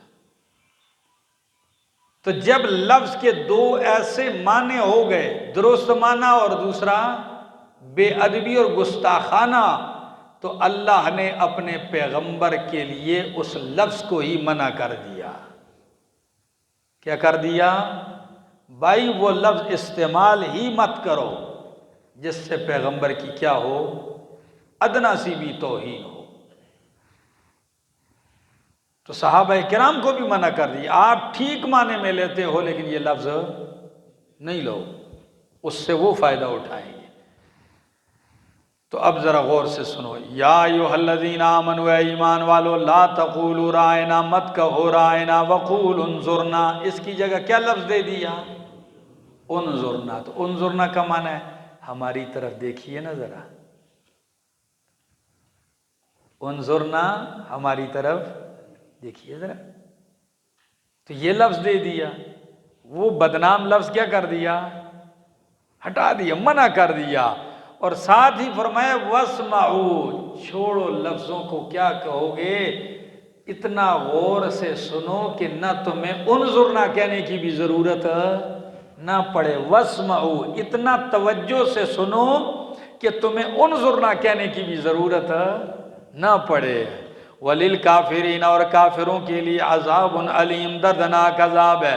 مَا يَوَدُّ الَّذِينَ كَفَرُوا مِنْ أَهْلِ الْكِتَابِ وَلَا الْمُشْرِكِينَ أَنْ يُنَزَّلَ عَلَيْكُمْ مِنْ خَيْرٍ، نہیں چاہتے وہ لوگ جنہوں نے کفر کیا اہل کتاب میں سے اور نہ مشرکین میں سے، أَنْ يُنَزَّلَ عَلَيْكُمْ مِنْ خَيْرٍ، کہ تم پر کوئی بلائی نازل ہو تمہارے رب کی طرف سے۔ تمہارا رب جب تمہیں کوئی بلائی دیتا ہے ان کو آگ لگتی ہے، ان کو تکلیف ہے اس سے، یہ نہیں چاہتے کہ تم پر تمہارے رب کی طرف سے کوئی خیر بہتری نازل ہو۔ نازل رب کرتا ہے اور تکلیف ان کو ہوتی ہے۔ ہاں یار سخپل سوزی بل، پشتو میں کہتے ہیں ہر سخپل سوزی بل، کہ سب کچھ تو میرا اپنا ہے تو دوسروں کو کیوں آگ لگتی ہے؟ کسی نے گاڑی پر لکھا ہوا یہ نہیں، ہر سدبل و سوزی خپل، کیا مطلب تھا؟ ہر سخپل و سوزی بل، ہر سدبل و سوزی خپل، یعنی یہ تو سارا کچھ ہمیں اللہ دیتا ہے تو تمہیں اس سے کیا تکلیف ہوتی ہے؟ اللہ بتلا رہے ہیں کہ ان کا حسد اس حد تک پہنچا ہوا ہے کہ تمہارا رب بھی تمہیں کوئی بہتری دینا چاہے تو یہ وہ چاہتے، یہ کبھی نہیں چاہتے۔ لیکن اللہ فرماتے ہیں میں نے ان کی مرضی پہ تھوڑا ہی چلنا ہے، یہ چاہیں گے تو بہتری آئے گی نہیں۔ واللہ یختص برحمتہ من یشاء، اللہ خاص کرتا ہے اپنی رحمت کے ساتھ جسے چاہتا ہے۔ ہاں میں اکثر اپنی تقریروں میں یہ کہتا ہوں نا کہ حسد کرو گے تو کچھ نہ پاؤ گے، شکر کرو گے تو گن نہ پاؤ گے، حسد سے کچھ نہیں بنتا۔ واللہ یختص برحمتہ من یشاء، اللہ خاص کرتا ہے اپنی رحمت کے ساتھ جسے چاہتا ہے۔ واللہ ذو الفضل العظیم، اللہ بہت بڑے فضل والا ہے۔ پانچواں اعتراض یہ کیا تھا کہ آپ خود ہی مضطرب ہیں، کبھی ایک حکم دیتے ہو پھر اسے منسوخ کر کے دوسرا حکم، تو اللہ نے اس کا جواب دیا ایک جواب کہ یہ بتاؤ اللہ ہر چیز پر قادر ہے کہ نہیں؟ تو جب اللہ ہر چیز پر قادر ہے تو نسخ پر قادر نہیں ہوگا؟ بولو بھئی اللہ منسوخ کرنے پر قادر ہے، اس کا جواب دیا۔ علم تعلم ان اللہ علی کل شیء قدیر، بھئی اللہ قدرت والا ہے، جب چاہے کہے ادھر منہ کرو ادھر ہی کریں گے، جب چاہے گا ادھر سے منہ ہٹاؤ ادھر کرو۔ سیدھی بات ہے بھائی، ہم تو یہی سمجھتے ہیں وہی قبلہ ہے جہاں رب کا حکم ہے۔ کیا؟ رب نے بیت المقدس کو مقرر کیا ہم نے مان لیا، جب ہٹا دیا کعبۃ اللہ کو مقرر کر دیا ہم نے مان لیا۔ جو مزاج یار میں آئے واہ جی، ہم نے مان لیا۔ دوسرا جواب یہ دیا کہ اگر ہم کوئی آیت منسوخ کرتے ہیں، کوئی حکم منسوخ کرتے ہیں یا منسوخ کرنے سے اس کو مؤخر کر دیتے ہیں تو ہم اس سے بہتر لے آتے ہیں، اگر منسوخ کریں تو اس سے بہتر لے آتے ہیں۔ بہتری دو طرح کی ہے، یاد رکھنا، بہتر لے آتے ہیں کہ مطلب ہے تمہارے حق میں عمل آسان ہوتا ہے، ورنہ اللہ کی آیتوں میں ہم یہ نہیں کہہ سکتے یہ آیت اس سے بہتر ہے۔ بھائی سب اللہ کے حکم ہیں، تمہارے حق میں وہ آسان ہوتا ہے۔ او مثلہا، یا اسی کے مثل لے آتے ہیں، یعنی ثواب اتنا ہوتا ہے اور عمل آسان ہوتا ہے۔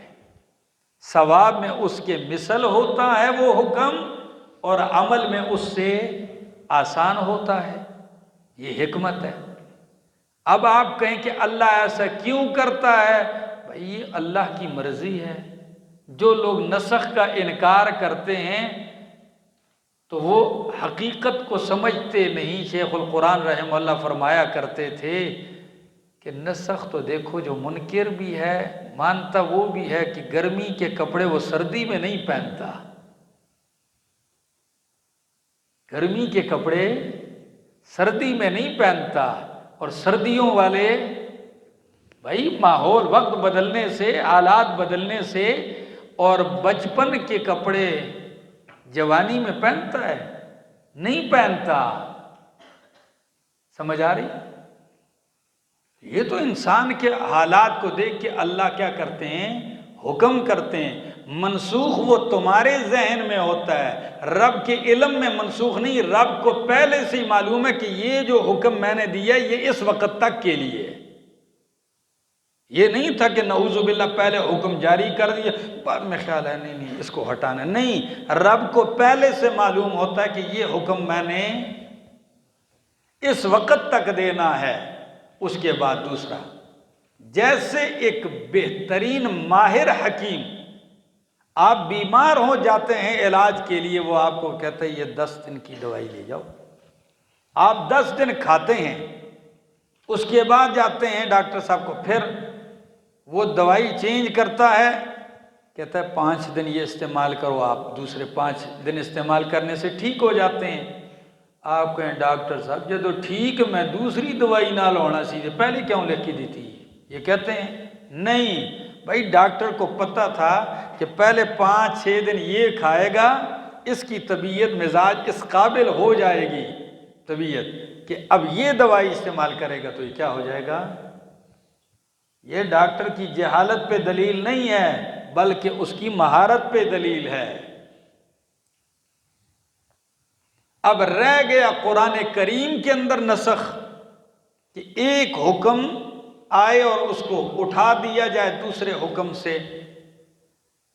تو مفسرین کرام نے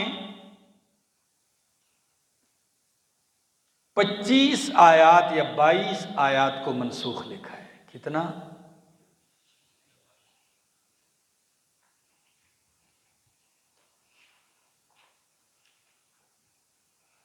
اللہ غریق رحمت فرمائے، شاہ ولی اللہ محدث دہلوی رحمہ اللہ وہ آئے، انہوں نے ان 25 آیات کی ایسی تفسیر کی کہ صرف 5 آیتیں رہ گئیں اور باقیوں کا ایسا معنی کر دیا کہ وہ منسوخ ہونے سے بچ گئیں۔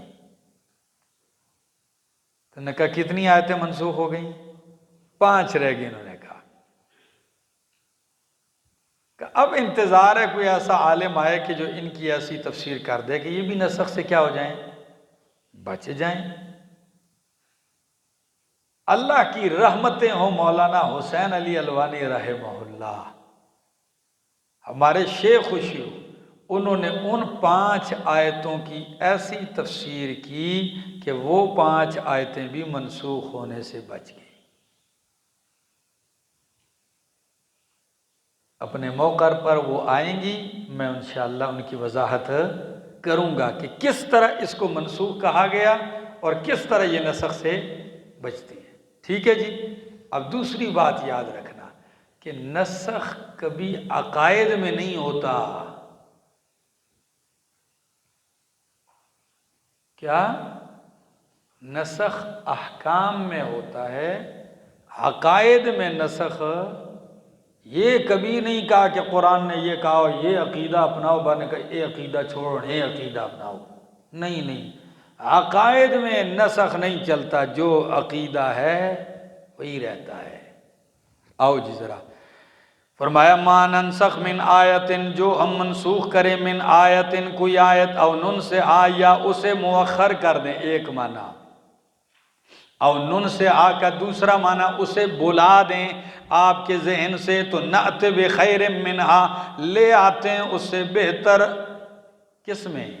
عمل میں، ٹھیک ہے، او مثلہا یا اس کی مثل لے آتے ہیں، فی الثواب والاجر، ثواب اور اجر میں، علم تعلم، کیا تو نہیں جانتا کہ بے شک اللہ ہر چیز پر قادر ہے؟ تو جب اللہ ہر چیز پر قادر ہے تو نسخ پر بھی قادر ہے۔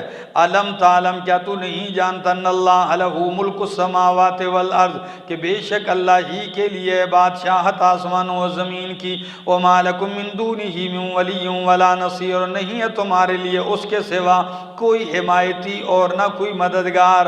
ام تریدون، یہاں سے اللہ نے مومنوں کو ترغیب زجر سنائی۔ وہ زجر مومنوں کو یہ ہے کہ اس طرح کے گستاخانہ اعتراض جس طرح یہ یہودیوں نے اپنے پیغمبر پر کیے موسیٰ علیہ السلام پر، تم کبھی بھی میرے پیغمبر سے ایسے سوال نہ کرنا۔ سنیے ذرا، ام تریدون، کیا تم چاہتے ہو، ان تسألوا رسولکم، کہ تم سوال کرو اپنے رسول سے، کما سئل موسیٰ، جس طرح سوال کیے گئے موسیٰ علیہ السلام سے، من قبل، اس سے پہلے۔ وہ سوال کیا تھے؟ کبھی کہا ارنا اللہ جہرتن، اللہ سامنے دیکھا جی، کبھی کہتے کہ یہ کھانا نہیں ہے، دعا کرو یہ آ جائے، کبھی ایک کبھی دوسرا، کبھی کہتے اجعل لنا الہن کما لہم آلہ۔ راستے میں جا رہے تھے، دیکھا کوئی لوگ بت پرستی میں لگے ہوئے، کہنے لگے دیکھیے نا موسیٰ، ان لوگوں کا دیکھو یہ خدا ہے، اس طرح کوئی معبود ہمارے لیے بھی تلاش کے لیا ہوتا کہ ہم بھی گھر میں رکھ کے اس کو کیا کرنا شروع کر دیں، پوجنا شروع کر دیں۔ فرمایا کیا تم بھی چاہتے ہو کہ اپنے رسول سے سوال کرو ایسے جیسے موسیٰ علیہ السلام سے کیے گئے؟ وَمَن يَتَبَدَّلِ الْكُفْرَ، جو کوئی بدلے گا لے گا کفر کو ایمان کے بدلے میں، فَقَدْ ضَلَّ سَوَاءَ السَّبِيلِ، کیونکہ توہین پیغمبر کیا ہے؟ کفر ہے۔ تو اگر توہین کرے گا کوئی بندہ تو پھر مومن تو کون ہے؟ جو لے گا کفر ایمان کے بدلے، اور جو لے گا کفر ایمان کے بدلے، فقط ضل سواء السبیل، وہ بھٹک گیا، گمراہ ہو گیا سیدھے راستے سے۔ ود کثیر من اہل الکتاب، مومنوں کو جگانے کے لیے مزید فرمایا، تقییز للمؤمنین۔ ود کثیر من اہل الکتاب، چاہتے ہیں بہت سارے اہل کتاب میں سے، لو یردونکم من بعد ایمانکم کفارا، کہ تمہیں لوٹا دیں من بعد ایمانکم، تمہارے ایمان کے بعد، کفارا، کافر بنا کر۔ بہت سارے اہل کتاب کی یہ چاہت ہے کہ تمہیں ایمان کے بعد دوبارہ کیا بنا دیں؟ آپ کہیں گے یہ پیار ہے ان کا، یہ محبت ہے۔ فرمایا نہیں، حسدم من عند انفسہم، دلوں سے حسد کرتے ہوئے، ان کے دل حاسد ہیں۔ حسدن، حسد کرتے ہوئے، من عند انفسہم، اپنے نفسوں کی طرف سے، یعنی دل سے حسد کرتے ہیں۔ من بعد ما تبین لہم الحق، بعد اس کے واضح ہو چکا ہے ان کے لیے حق، یہ ان کو بھی پتہ ہے کہ ان کے پیغمبر بھی حق ہیں، دین بھی حق ہے، یہ حق پر ہیں، پھر تمہیں کافر بناتے ہیں۔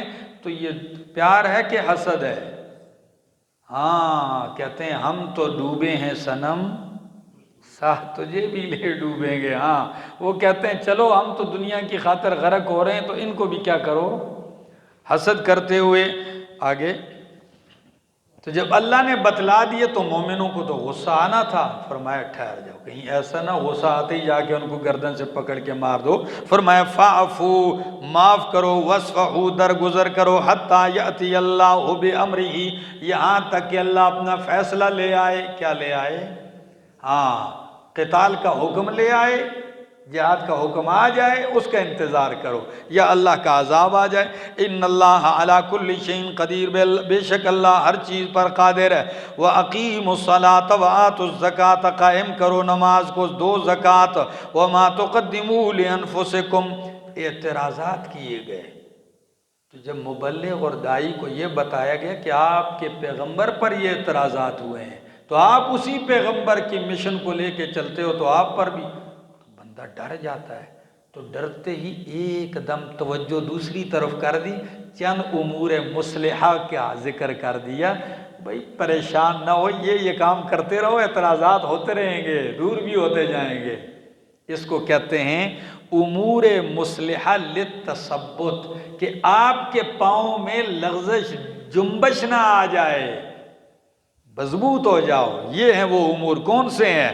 فرمایا اقیم الصلاۃ، نماز قائم کرتے رہو، دیتے رہو زکوٰۃ، جو بھی تم آگے کرو گے اپنی جانوں کے لیے، من خیرن کوئی بلائی تجدو ہو پاؤ گے اس کو عند اللہ، اللہ کے ہاں اعتراض ہوتے رہیں، تم جو کار خیر کرتے رہو گے اس کا بدلہ تم آخرت میں پاؤ گے۔ ان اللہ بما تعملون بصیر وقالوا لن يدخل الجنۃ الا من کان ہودا او نصارا، اور کہتے ہیں یہ یہودی اور عیسائی کیا کہتے ہیں؟ لن يدخل الجنۃ، ہرگز جنت میں داخل نہیں ہوگا مگر وہ جو یہودی ہوگا، او نصارا، یا کیا ہوگا؟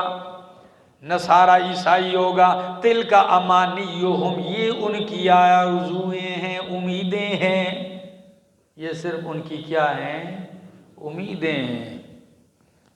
پشتو کا ایک محاورہ یاد آ گیا لیکن وہ کہہ نہیں سکتا ہوں، کیا کروں، کبھی کبھی دل کرتا ہے کہنے کو، لیکن یہ جو کیمرہ لگا ہوا ہے نا، یہ بہت ساری چیزوں سے روک دیتا ہے، کیونکہ موقع کی بات اور ہوتی ہے کہ آپ میرے سامنے ہیں، اور جب یہ گئی تو یہ موقع سے پھر بے موقع ہے، پھر اس کو جو جیسے کوئی کاٹ کے لگاتا جائے تو پھر آپ دیکھتے رہتے ہیں فیس بک پہ، ٹھیک ہے نا۔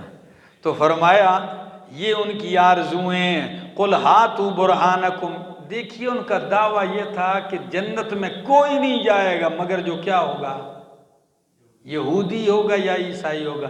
مطلب ہے یہودیوں اور عیسائیوں نے اتفاق کر کے یہ فتویٰ جاری کیا؟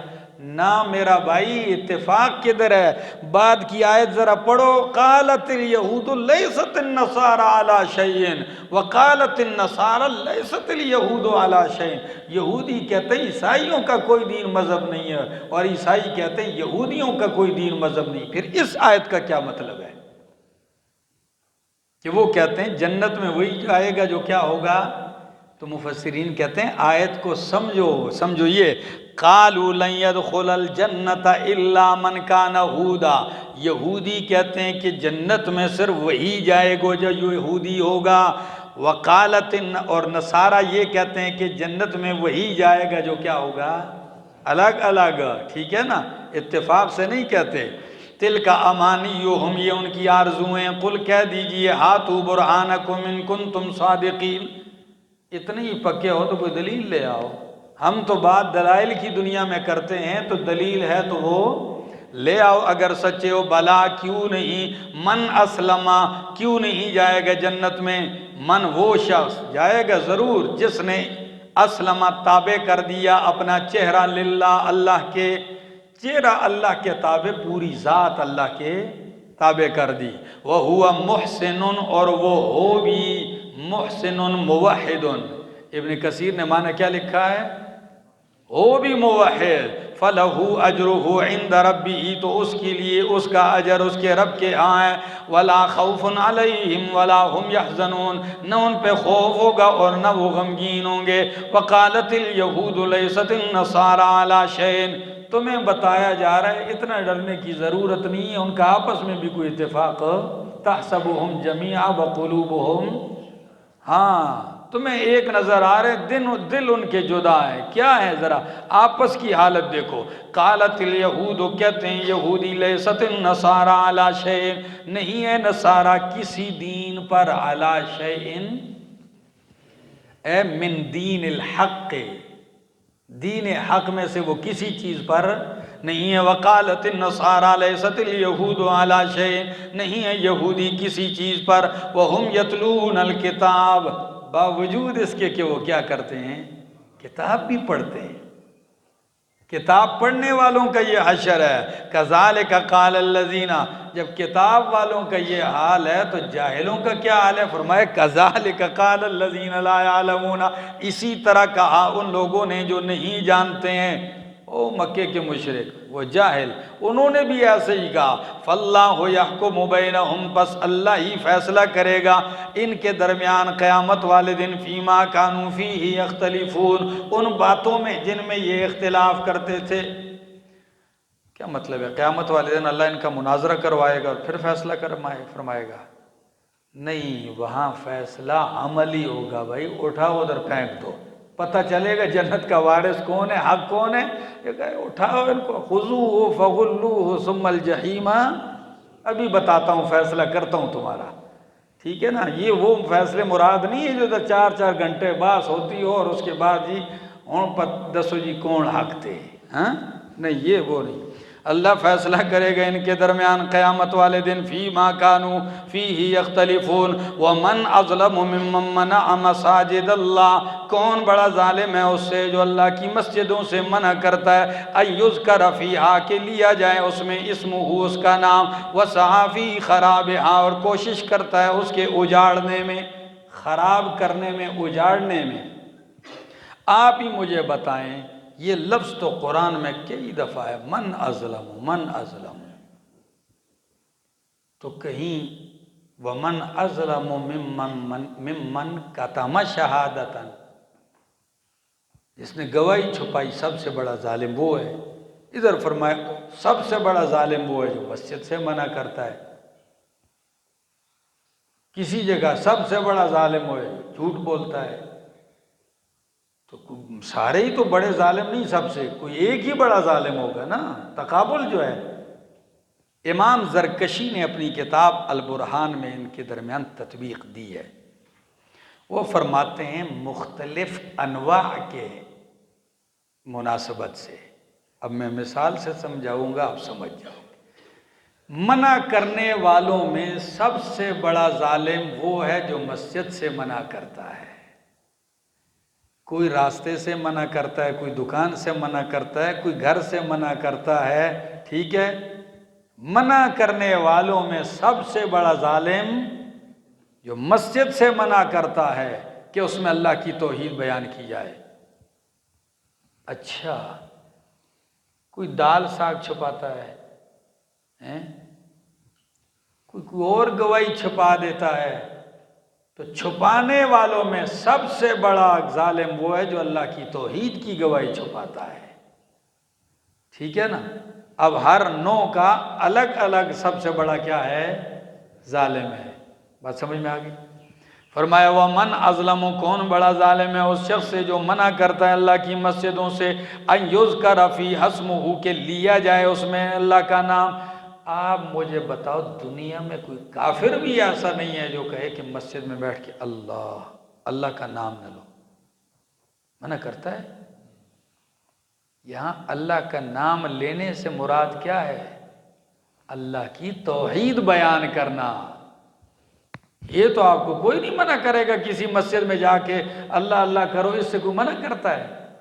ان یذکر فیہا اسمہ، کہ اللہ کے اسماء، کہ سمیع وہ ہے، بصیر وہ ہے، قدیر وہ ہے، مختار کل وہی ہے، دیتا وہی ہے، تصرف کرنے والا وہی ہے۔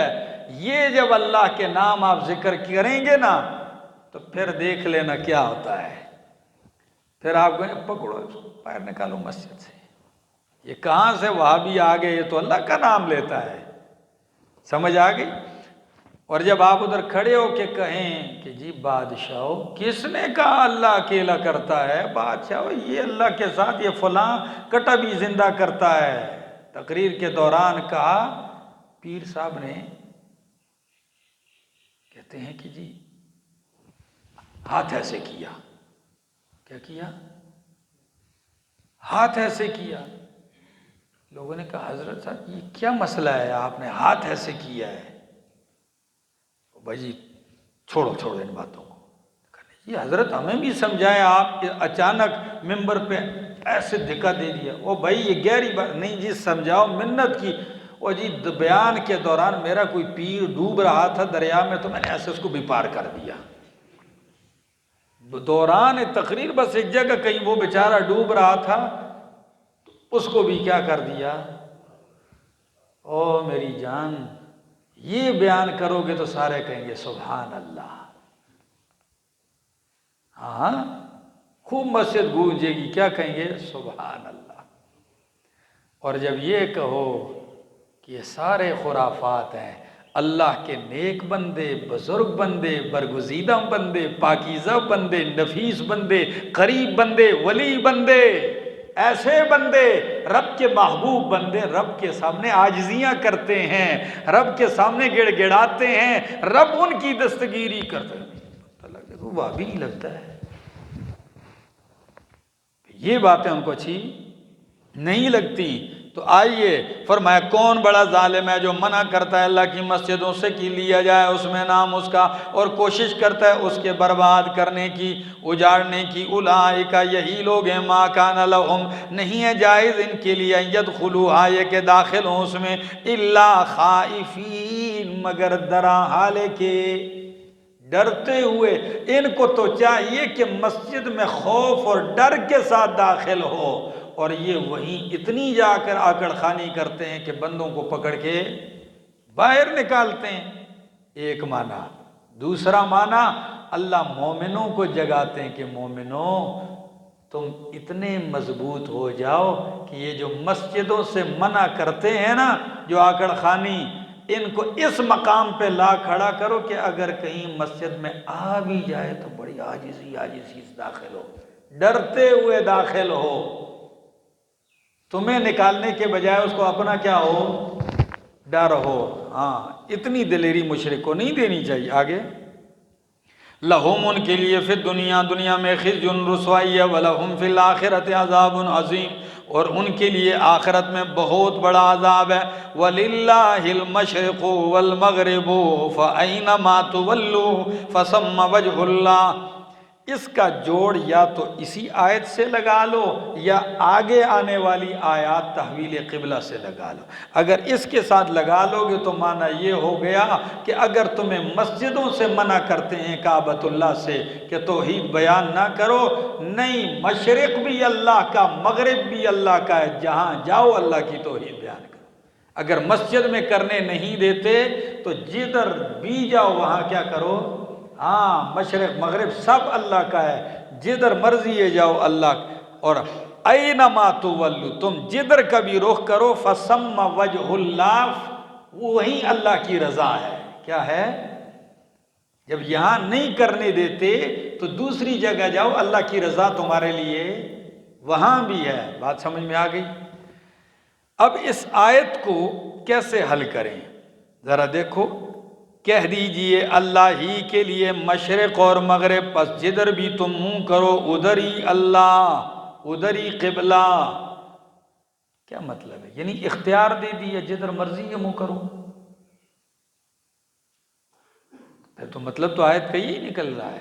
اسی لیے میں نے اس کو پہلے انداز سے یہ سمجھایا کہ مراد اللہ کی توحید ہے، جدھر بھی بیان کرو، قبلے کی بات نہیں ہے، ٹھیک ہے؟ ہاں اگر آپ کو مسجد میں روکیں گے تو قبلے سے تو آپ اپنے گھر سے بھی قبلے کی طرف نماز پڑھ سکتے ہیں، ادھر سے کوئی روک سکتا ہے؟ بات سمجھ میں آ رہی؟ یہ مطلب نہیں ہے کہ منہ مشرق کی طرف کر کے نماز پڑھو، یا دوسرا مطلب مفسرین کرام فرماتے ہیں یہ حکم اس شخص کے لیے ہے جو باہر نماز پڑھتا ہو اور اس کو قبلے کا پتہ نہ لگتا ہو۔ آیت کو دوسرے طریقے سے حل کرنے کا مطلب سمجھ میں آیا؟ سفر میں ہو تمہیں پتہ نہیں، مسجد نہیں ہے، نماز پڑھتے اور قبلے کا بھی پتہ نہیں لگتا، کس طرح؟ تو تھوڑا سوچ لو، جدھر دل کرے ادھر ہی نماز پڑھ لو، ٹھیک ہے نا؟ یہ نہیں ہے بھئی قبلے کا پتہ نہیں چلتا تو نماز ہی چھوڑ دو، نہیں، سوچ بچار کر کے جدھر مرضی ہے پڑھ لو، ٹھیک ہو گیا؟ قل للہ المشرق والمغرب فأینما تولوا فثم وجہ اللہ ان اللہ واسع علیم۔ چھٹا اعتراض، یہ چھٹا اعتراض انہوں نے یہ اٹھایا کہ ہم جن کو مانتے ہیں یہ اللہ کے نائبین ہیں۔ کیا ہیں؟ یہ نائبین ہیں، اور تم نائبین نہیں مانتے ہو۔ عزیر علیہ السلام اللہ کے نائب تھے، عیسیٰ علیہ السلام اللہ کے کیا تھے؟ نائب تھے۔ اس کا جواب دیا اللہ کو نائبوں کی ضرورت نہیں، پہلا جواب سبحانہ، کیا ہے؟ پاک ہے نائبوں سے۔ دوسرا جواب بل لہ ما فی السماوات والارض، آسمان و زمین کی ہر چیز اسی کی ہے، اس کو نائب کی ضرورت۔ تیسرا جواب کل لہ قانتون، نائب کیا ضرورت ہے؟ ہر چیز ہی اس کی تابع دار ہے، ہر چیز ہی اس کی کیا ہے؟ وہ جسے حکم کرتا ہے، پتھر کو کرے، دریا کو کرے، جس کو مرضی یہ کرے۔ نمبر 4 بدیع السماوات والارض، بالکل بغیر کسی ماڈل اور نقشے کے نیا پیدا کرنے والا ہے آسمان و زمین کو۔ اور 5واں جواب اس کو نائبوں کی ضرورت نہیں، اس کی اپنی پاور کا یہ عالم ہے، اذا قضا امرا فانما یقول له کن فیکون۔ آؤ ذرا، وقالوا اتخذ اللہ ولدا، اور کہتے ہیں بنا لیا اللہ نے بیٹا۔ ایک تولید ولد ہے اور ایک اتخاذ الولد ہے۔ کوئی کافر اس بات کا قائل نہیں ہے کہ اللہ کے جسم سے کوئی پیدا ہوا ہے، وہ کس کے قائل تھے؟ اتخاذ الولد، کس کی؟ بیٹا بنا لینا، ٹھیک ہے نا، منہ بولا پیار سے۔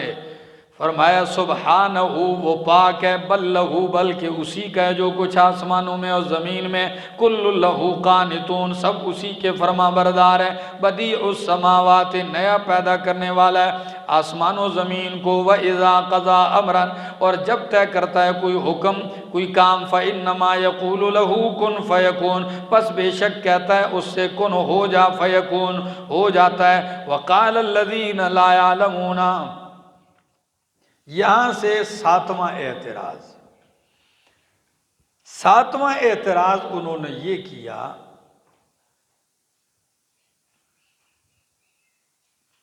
اللہ آپ سے باتیں کرتا ہے کہ آپ میرے رسول ہیں، تو اللہ ہمیں براہ راست کیوں نہیں بتا دیتا کہ یہ میرے رسول ہیں؟ سوال سمجھ میں آ رہا؟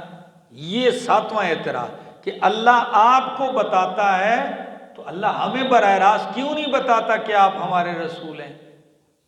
یہ اعتراض، اور اس کا جواب ایسے دیا، ذرا لفظ پہ غور کرو۔ فرمایا قال الذین لا یعلمون، کہا ان لوگوں نے جو نہیں جانتے، لولا یکلمنا اللہ، کیوں نہیں اللہ ہم سے کلام کرتا، او تأتینا آیا، یا کیوں ہمارے پاس نشانی نہیں آتی، منہ مانگی جو وہ مطالبے کرتے تھے۔ کذالک، جواب، کذالک قال الذین من قبلہم، جواب، اسی طرح کہا ان لوگوں نے بھی جو ان سے پہلے گزرے ہیں، مثل قولہم، بالکل انہی جیسی بات انہوں نے کہی، تشابہت قلوبہم، ان کے دل ایک جیسے ہیں، قد بینا الآیات لقوم یوقنون، تحقیق ہم نے بیان کر دی ہیں نشانیاں ایسی قوم کے لیے جو یقین کرتے ہیں۔ دعوی رسالت کو دہرایا جا رہا ہے، کیا؟ صداقت رسالت، انا ارسلناک بالحق، بے شک ہم نے آپ کو بھیجا ہے حق کے ساتھ۔ اس کا جوڑ کیا ہے؟ پیچھے کہا کہ نشانی کیوں نہیں آتی، کیا؟ پیچھے کیا کہا کہ نشانی کیوں نہیں آتی؟ جواب میں کہا انا ارسلناک بالحق، میرا پیغمبر آپ کو میں نے حق کے ساتھ بھیجا، آپ خود سب سے بڑی نشانی ہیں، آپ خود کیا ہیں؟ سب سے بڑی نشانی ہے۔ اور جنہوں نے دیکھا ہے تعصب کی اینک اتار کر، تو انہوں نے صرف آپ کے چہرے کو دیکھتے ہی کلمہ پڑھا ہے کہ ھذا الوجہ لیس بوجہ کذاب، یہ چہرہ کسی جھوٹے کا چہرہ نہیں ہو سکتا۔ انا ارسلناک بالحق، بے شک ہم نے آپ کو حق کے ساتھ بھیجا ہے، بشیرن، بشارت دینے والا بنا کر، ونذیرا، اور ڈر سنانے والا بنا کر، ولا تسأل عن اصحاب الجحیم، اور آپ سے سوال نہیں کیا جائے گا جہنمیوں کے بارے میں، یہ جہنم میں کیوں پڑا ہے، کیا؟ اس کا سوال آپ سے، یہ کس سے کہا جا رہا ہے؟ بولو، نبی علیہ السلام سے کہا جا رہا ہے۔ یہ جو جہنم میں پڑیں اس کے بارے میں آپ سے پوچھا، تو ہمارے سروزے والا بھائی کہتا ہے امریکہ میں کوئی کافر مرے گا تو مجھ سے پوچھا جائے گا۔ میں نے کہا گزارا کیا کرو، بھئی ٹھیک ہے کام کرو خدمت دین کی، اچھی بات ہے، دین بھی سناؤ، سب کچھ سناؤ، لیکن اللہ اپنے پیغمبر کو جس کو ساری کائنات کے لیے مبعوث فرمایا، ان سے کیا پوچھا جائے، کیا کہا جا رہا ہے؟ آپ سے نہیں پوچھا جائے گا کن کے بارے میں؟ ان اصحاب الجحیم، کہ یہ جہنم میں کیوں گیا ہے؟ کیوں گیا ہے بھائی؟ کفر کرتا رہا اس لیے گیا ہے۔ تو میں ادھر کہوں کہ جی ادھر ایک بندہ، ہمارے ایک شیخ الحدیث صاحب بیان کر رہے تھے، کہتے ہیں کہ امریکہ میں ایک بندہ کافر مرے گا، جہنم میں جائے گا، مجھ سے پوچھے، انہوں نے کہا میرا بس چلے، میں کہتا ہوں سارا ہی چلا جائے جہنم میں، اور آپ کہتے ہیں بھائی میری بات سنو، اللہ تسلی دے رہے ہیں آپ پیغمبر کو، آپ نے پہنچا دیا، سمجھا دیا، باقی منوانا اور جہنم سے بچانا کس کا کام ہے؟ سنانا سمجھانا آپ کا کام تھا، آپ نے کر دیا۔ وَلَن تَرْضَىٰ عَنْكَ الْيَهُودُ، اور ہرگز راضی نہیں ہوں گے آپ سے یہود، وَلَا النَّصَارَىٰ، اور نصارہ، حَتَّىٰ تَتَّبِعَ مِلَّتَهُمْ، یہاں تک کہ آپ ان کے دین کی تابعداری نہ کریں۔ ہاں، یہ دل میں نرمی نہ آ جائے، اتفاق کر لیں، اتحاد کر لیں، جوڑ کر لیں۔ فرمائے یہ آپ سے کبھی بھی راضی نہیں ہوں گے جب تک کہ آپ ان کے دین کے پیروکار نہ بن جائیں، اور وہ آپ نے بننا نہیں ہے۔ آپ نے کہنا کیا ہے؟ آپ یوں کہو، قُلْ إِنَّ هُدَى اللَّهِ، بے شک یقین دین اللہ کا، ہدایت اللہ کی، هُوَ الْهُدَىٰ، وہی ہدایت ہے، بس۔ ہدایت صرف کس کی ہدایت؟ اللہ ہی کی ہدایت ہے، اور ہم اسی پہ قائم ہیں۔ وَلَئِنِ اتَّبَعْتَ أَهْوَاءَهُمْ، اور اگر آپ نے ان کے خواہشات کی پیروی کی، بَعْدَ الَّذِي جَاءَكَ مِنَ الْعِلْمِ، بعد اس کے کہ آپ کے پاس آ گیا علم سے، مَا لَكَ مِنَ اللَّهِ مِن وَلِيٍّ وَلَا نَصِيرٍ، تو نہیں ہوگا آپ کے لیے من اللہ، اللہ کے عذاب سے بچانے والا، من ولی، کوئی حمایتی، ولا نصیر، اور نہ کوئی مددگار۔ الذین آتیناہم الکتاب یتلونہ حق تلاوتہ، سارے ایسے نہیں ہیں، کچھ ان میں اچھے بھی ہیں۔ یہود نصارہ میں کچھ، قرآن کا انصاف دیکھو نا، وہ اچھے کون ہیں؟ فرمایا اچھے وہ ہیں جو اپنی کتاب کو اس طرح پڑھتے ہیں جس طرح اس کے پڑھنے کا حق ہے۔ تو حق کیسے ادا ہوتا ہے؟ فرمایا اولئک یؤمنون بہ، یہ لوگ پھر میرے نبی پر بھی ایمان لاتے ہیں۔ بات سمجھ میں آ رہی؟ ذرا دیکھو، فرمایا الذین آتیناہم الکتاب، وہ لوگ جن کو ہم نے دی ہے کتاب، یتلونہ، پڑھتے ہیں اس کو، حق تلاوتہ، جس طرح کہ اس کے پڑھنے کا حق ہے، اے یتبعونہ، حق اتباعہ، اس کی اتباع کا جس طرح حق ہے اس طرح اس کی تابعداری کرتے ہیں۔ اولئک، تو یہی لوگ ہیں، یؤمنون بہ، ایمان لانے والے اس پر، یعنی اس نبی اور اس کتاب پر بھی ایمان لاتے ہیں۔ وَمَن یکفر بہ، اور جو کوئی انکار کرے گا ان کا، فَأُولَئِکَ هُمُ الْخَاسِرُونَ، بس یہی لوگ خسارے میں پڑنے والے ہیں۔ جو بھی قرآن کا اور اس نبی کا انکار کرے گا یہی خسارے میں پڑنے والے ہیں۔ یا بنی اسرائیل اذکروا نعمتی التی انعمت علیکم، اے بنی اسرائیل یاد کرو میری نعمتوں کو جو میں نے تم پر کی ہیں، وانی فضلتکم علی العالمین، اور یہ کہ میں نے فضیلت دی ہے تمہیں جہان والوں پر، اور ڈرو اس دن سے کہ نہیں کام آئے گا کوئی نفس کسی نفس سے، اور نہ قبول کیا جائے گا اس سے کوئی عدل معاوضہ، ولا تنفعها شفاعت، نہیں قبول کی جائے گی، نہ نفع دے گی اس کو سفارش، ولا هم ينصرون، اور نہ ان کی مدد کی جائے گی۔ وَإِذِ ابْتَلَىٰ إِبْرَاهِيمَ رَبُّهُ بِكَلِمَاتٍ فَأَتَمَّهُنَّ، اوپر کہا بنی اسرائیلیو یاد کرو میری نعمت کو جو میں نے تم پر کی اور تمہیں فضیلت دی۔ ادھر ابراہیم علیہ السلام کا تذکرہ کر دیا کہ کچھ پتہ بھی ہے کہ اس فضیلت کی ابتدا کہاں سے ہوئی؟ تمہیں پتہ بھی ہے کہ تمہاری اس فضیلت کی ابتدا کہاں سے ہوئی؟ وہ ہوئی ہے ابراہیم علیہ السلام سے، کہ ابراہیم علیہ السلام نے جب ہر امتحان کو 100/100 نمبروں کے ساتھ پاس کیا تو پھر رب نے فرمایا انی جاعلک للناس اماما، میں آپ کو لوگوں کے لیے کیا بناتا ہوں؟ پیشوا۔ اب آپ کا دین چلے گا، اب آپ کے تابعدار چلیں گے۔ فرمایا وَإِذِ ابْتَلَىٰ إِبْرَاهِيمَ رَبُّهُ، جب آزمایا ابراہیم علیہ السلام کو اس کے رب نے، بِکَلِمَاتٍ، چند کلمات کے ذریعے۔ کس کے ذریعے؟ تو وہ کلمات کیا ہیں؟ باپ کے سامنے کھڑا کر دیا، آگ میں گئے، نمرود کے سامنے کلمہ حق کہا، وہ کیا؟ ملک چھوڑا، علاقہ چھوڑا، وہ امتحان، بیوی بچے کو ایسے بیابان جگہ میں چھوڑ کے آئے، اور آخری امتحان کیا تھا؟ بیٹے کی گردن پہ کیا رکھو۔ ایک بابا جی ہیں، مجھے فون کرتے ہیں، اولاد سے نالاں ہیں، سخت نالاں ہیں، مجھے فون کرتے ہیں، صرف تسلی ہو جاتی ہے ان کو۔ ایک دن کہنے لگے، مولانا صاحب آپ کے بیان سنتا ہوں، کیا آپ نے غور کیا ہے؟ میں نے کہا بابا جی بتاؤ۔ کہتے ابراہیم علیہ السلام کے امتحانات کتنے تھے؟ آگ میں گئے، یہ تو میں نے کہا پھر؟ کہتے ہیں سب سے آخری امتحان کیا تھا؟ بیٹا۔ سب سے آخری امتحان جو ابراہیم علیہ السلام کا ہوا وہ کس کے ذریعے؟ بیٹے کے ذریعے، گردن پہ چھری۔ تو انہوں کہنے لگے میں بھی بیٹوں کے امتحان میں ہوں۔ یہ سب سے بڑا امتحان ہے دنیا میں، کہ انسان بیٹوں کے ذریعے کس میں پڑ جائے؟ آزمائش میں، تکلیف میں، مصیبت میں پڑ جائے۔ اور یہ واقعی اس دنیا کا سخت ترین کیا ہے؟ امتحان ہے۔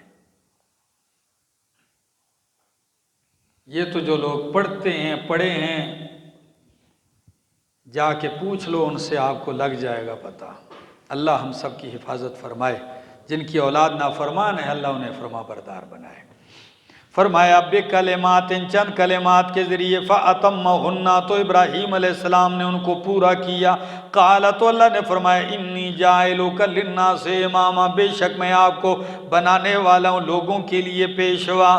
قال، تو ابراہیم علیہ السلام نے فرمایا اللہ مجھے ہی آپ پیشوا بنائیں گے تو یہ پیشوائی میری اولاد میں بھی چلے گی، ان کو بھی پہنچے گا یہ انعام؟ فرمایا لا ینال عہد الظالمین، ہاں جو نیک ہوں گے، پرہیزگار ہوں گے، ان کو نوازتا جاؤں گا، ظالمین کو یہ منصب نہیں دوں گا۔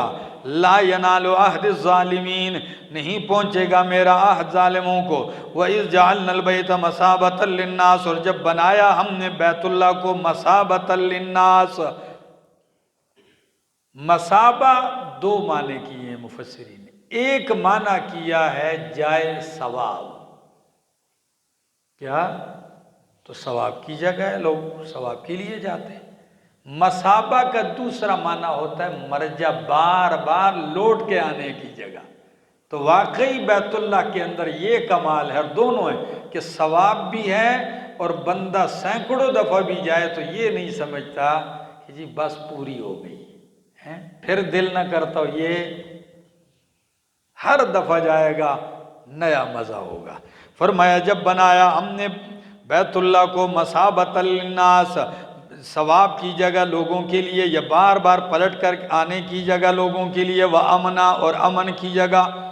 لاکھوں لوگ سال کے 12 مہینے ہر دن رات، لیکن امن ہی امن۔ تھوڑی سی جگہ رش بنتی ہے تو بازار میں آپ جا کے دیکھو 2-4 لڑ رہے ہوں گے، روزہ شروع ہوتے ہی سبزی منڈی میں جا کے دیکھ لو، صبح آلو اور ٹھپر ایک دوسرے کے سر پہ مار رہے ہوتے ہیں، لڑائی شروع ہے۔ اتنی خلقت، لیکن وہاں کیا ہے؟ امن ہی امن۔ اللہ نے اس کو جائے امن بنایا ہے۔ وَأَمْنَ، اور امن کی جگہ، اور حکم دیا وَاتَّخِذُوا، بناؤ، پکڑو، من مقام ابراہیم، مقام ابراہیم کو، مصلی، جائے نماز۔ مقام ابراہیم کیا ہے؟ وہ پتھر ہے جس پہ کھڑے ہو کر ابراہیم علیہ السلام کعبۃ اللہ تعمیر کرتے تھے۔ اسماعیل علیہ السلام بطور مزدور گارا اور پتھر دیتے تھے، اور یہ پتھر خود اوپر اٹھتا جاتا، ضرورت ہوتی نیچے آتا۔ اسی پتھر پہ ابراہیم علیہ السلام کے قدموں کے نشان بھی وہاں موجود ہیں، وہی کعبۃ اللہ کے پاس اسے سنہری جالی اور شیشے میں اندر کیا کیا گیا ہے؟ بند کیا گیا ہے، ٹھیک ہے۔ فرمایا، حکم دیا واتخذوا بناؤ مقام ابراہیم کو جائے نماز، وعہدنا الی ابراہیم و اسماعیل، اور ہم نے حکم دیا ابراہیم اور اسماعیل علیہ السلام کو، ان طہرا بیتیہ کہ پاک کرو ستھرا کرو میرے گھر کو، للطائفین طواف کرنے والوں کے لیے، والعاکفین اور اعتکاف کرنے والوں کے لیے، والرکع السجود رکوع اور سجدے کرنے والوں کے لیے۔ پاکی دو قسم کی ہے، روحانی پاکی ہے کہ لا الہ الا اللہ کے ذریعے توحید سنا کے شرک سے پاک کرو، ابن کثیر یہ معنی کیا ہے۔ دوسری پاکی ہے حصی، وہ یہ ہے میل کچیل گند سے کیا کرو؟ پاک کرو، کیونکہ طواف والے، اعتکاف والے، رکوع اور سجدے والے آئیں گے۔ وَإِذْ قَالَ ابراہیم، تو دیکھو مسجد پاک کرنا یہ کوئی معمولی کام نہیں ہے۔ کئی لوگ مسجد کی صفائی کو اپنی توہین سمجھتے ہیں۔ اللہ نے اپنے خلیل کو اور ان کے فرزند کو حکم دیا میرے گھر کو کیا کرو؟ صاف کرو۔ تو مسجد کی صفائی ستھرائی یہ بھی ضروری ہے۔ آگے وَإِذْ قَالَ إِبْرَاهِيمُ رَبِّ اجْعَلْ هَذَا بَلَدًا آمِنًا، اور جب کہا ابراہیم علیہ السلام نے اے میرے رب بنا اس شہر کو امن والا، وَارْزُقْ أَهْلَهُ مِنَ الثَّمَرَاتِ، اور روزی دے اس کے رہنے والوں کو پھلوں سے۔ انشاءاللہ اپنے مقام پہ اس کی تفصیل آئے گی، میں وہاں کروں گا۔ روزی دے اس کے رہنے والوں کو میووں سے، من آمن منہم، قربان جاؤں بھائی، اسباب کو دیکھ کر دعا نہیں، مسبب الاسباب کو دیکھ کر دعا مانگنی چاہیے۔ اگر بندہ اسباب دیکھ کے ہی دعا کرے تو پھر تو ابراہیم علیہ السلام کو پھلوں کی دعا ادھر، کیونکہ وہاں سبز چیز ہے ہی نہیں، پودا ہی کوئی نہیں ہے، لیکن اسباب کو نہیں دیکھا، ماحول کو نہیں دیکھا، اللہ کو دیکھا، ٹھیک ہے۔ اللہ پر اتنا حسن ظن ہونا چاہیے۔ فرمایا اللہ ان کو روزی کس سے دے؟ پھلوں سے دے۔ ساتھ یہ بھی کہہ دیا کیونکہ موحد تھے نا، فرمایا من آمن منہم، انہی کو دے جو کیا لائیں؟ ایمان لائیں۔ تو اللہ نے کیا فرمایا؟ فرمایا قال، اللہ نے فرمایا ومن کفر، جو کوئی کفر کرے گا، فَأُمَتِّعُهُ قَلِيلًا، پس میں اس کو بھی تھوڑا فائدہ دوں گا۔ روزی تو میں کافر پر بھی بند دوں گا، اسے بھی تھوڑا سا، ہاں، ثم اضطرہ، پھر کھینچ لوں گا میں اس کو، الی عذاب النار، آگ کے عذاب کی طرف، وبئس المصیر، بہت ہی برا ٹھکانہ ہے۔ وَإِذْ يَرْفَعُ إِبْرَاهِيمُ الْقَوَاعِدَ مِنَ الْبَيْتِ وَإِسْمَاعِيلُ، اور جب اٹھا رہے تھے بنیادیں ابراہیم علیہ السلام بیت اللہ کی، و اسماعیل اور اسماعیل علیہ السلام، ربنا تقبل منا انک انت السمیع العلیم، کعبۃ اللہ تعمیر کیا باپ بیٹے نے، بعد میں دعا کیا کرتے ہیں؟ تقبل منا، اللہ تو کیا کر لے۔ کام تو بہت اونچا ہے لیکن کب کام کا بنے گا؟ جب تو کیا کر لے؟ قبول کر لے۔ کام بہت بڑا ہو رب قبول ہی نہ کرے تو دعا یہ کرو اللہ ہماری یہ عبادت یا اعمال کیا کر لیں؟ قبول کر لیں۔ فرمایا ربنا تقبل منا، اے ہمارے رب قبول کر ہم سے، انکا، بے شک تو، انت السمیع العلیم، جو میں کہہ رہا ہوں اللہ تو سن رہا ہے، جو میرے دل میں نیت ہے وہ تو جان رہا ہے۔ اللہ دل کا خلوص بھی تو جانتا ہے اور زبان کے یہ کلمات بھی تو سن رہا ہے۔ ربنا انکا انت السمیع العلیم، ربنا وجعلنا مسلمین لکا، اے ہمارے رب بنا ہمیں مسلمین لکا، اپنا فرما بردار۔ آگے وَمِن ذُرِّيَّتِنَا، اور ہماری اولاد میں سے امتاً مسلمتاً لک، ایک مضبوط جتھا جو تیرا فرما بردار ہو، وَأَرِنَا مَنَاسِكَنَا، اور بتا ہمیں عبادت کے طور طریقے، حج کے مناسک، وَتُبْ عَلَيْنَا، اور ہم پہ رجوع فرما رحمت کے ساتھ، اِنَّكَ أَنْتَ التَّوَّابُ الرَّحِيمُ، بے شک تو توبہ قبول کرنے والا مہربان ہے۔ ربنا وَبَعَثْ فِيهِمْ رَسُولًا، مدرسہ مسجد بنا دی، دعا کرتے ہیں وَبَعَثْ فِيهِمْ رَسُولًا، بھیج دے ان میں رسولہ، تنوین تعظیم کی ہے، عظمت والا رسول، شان والا رسول، منہم انہی میں سے، جنوں میں سے نہیں، فرشتوں میں سے نہیں، منہم اللہ میری ذریت ہی میں سے بھیج دے، ان کی جن سے۔ کام کیا ہوگا اس کا؟ یتلو علیہم آیات کا، تیری آیتیں پڑھ کے سنائے گا ان پر، وَيُعَلِّمُهُمُ الْكِتَابَ، تعلیم دے گا ان کو کتاب کی، والحکمت اور سنت کی، وَيُزَكِّيهِمْ اور انہیں پاک کرے گا شرک سے، برے اخلاق سے، غلط عقیدوں سے۔ انکا انت العزیز الحکیم، بے شک تو زبردست ہے، الحکیم حکمتوں والا ہے۔ اتنا اعلیٰ دین، اتنا پاکیزہ ملت ابراہیم کی، فرمایا اب بے وقوف ہی ملت ابراہیمی کو چھوڑ سکتا ہے؟ کون چھوڑ سکتا ہے؟ من یرغب عن ملت ابراہیم، کون روگردانی کرے گا ابراہیم علیہ السلام کی ملت سے؟ الا من صفح نفسہ، مگر جو بے وقوف بنائے اپنے آپ کو۔ وَلَقَدْ اصْطَفَيْنَاهُ فِي الدُّنْيَا، البتہ تحقیق ہم نے چن لیا ان کو دنیا میں۔ وَإِنَّهُ فِي الْآخِرَةِ لَمِنَ الصَّالِحِينَ، اور بے شک وہ البتہ آخرت میں لَمِنَ الصَّالِحِينَ، البتہ صالحین میں سے ہیں۔ اِذْ قَالَ لَهُ رَبُّهُ أَسْلِمْ، کیا تابیداری، جب کہا ان سے ان کے رب نے اسلم، تابیدار ہو جا، قال فرمایا اسلمت لرب العالمین، میں تابیدار ہوں رب العالمین کا۔ ووصى بها ابراہیم بنیہ، اور وصیت کی ہے ابراہیم علیہ السلام نے اسی ملت کی، اسی کلمہ توحید کی، بنیہ اپنی اولاد کو، ویعقوب، اور یعقوب علیہ السلام نے بھی اسی بات کی وصیت کی، کیا؟ یا بنیہ، اے میرے بیٹو، ان اللہ اصطفیٰ لکم الدین، بے شک اللہ نے چن لیا ہے تمہارے لیے دین کو، دین اسلام کو، فلا تموتن، پس نہ مرو تم، الا وانتم مسلمون، در حال کہ تم کیا ہو؟ مگر اس حال میں مرو کہ مسلمان ہو۔ اب آپ کہیں گے مرنا اپنے اختیار میں ہے کہ مسلمان ہو کہ مرے، بھائی ساری زندگی اسلام میں رہو تو اسلام میں مرو گے۔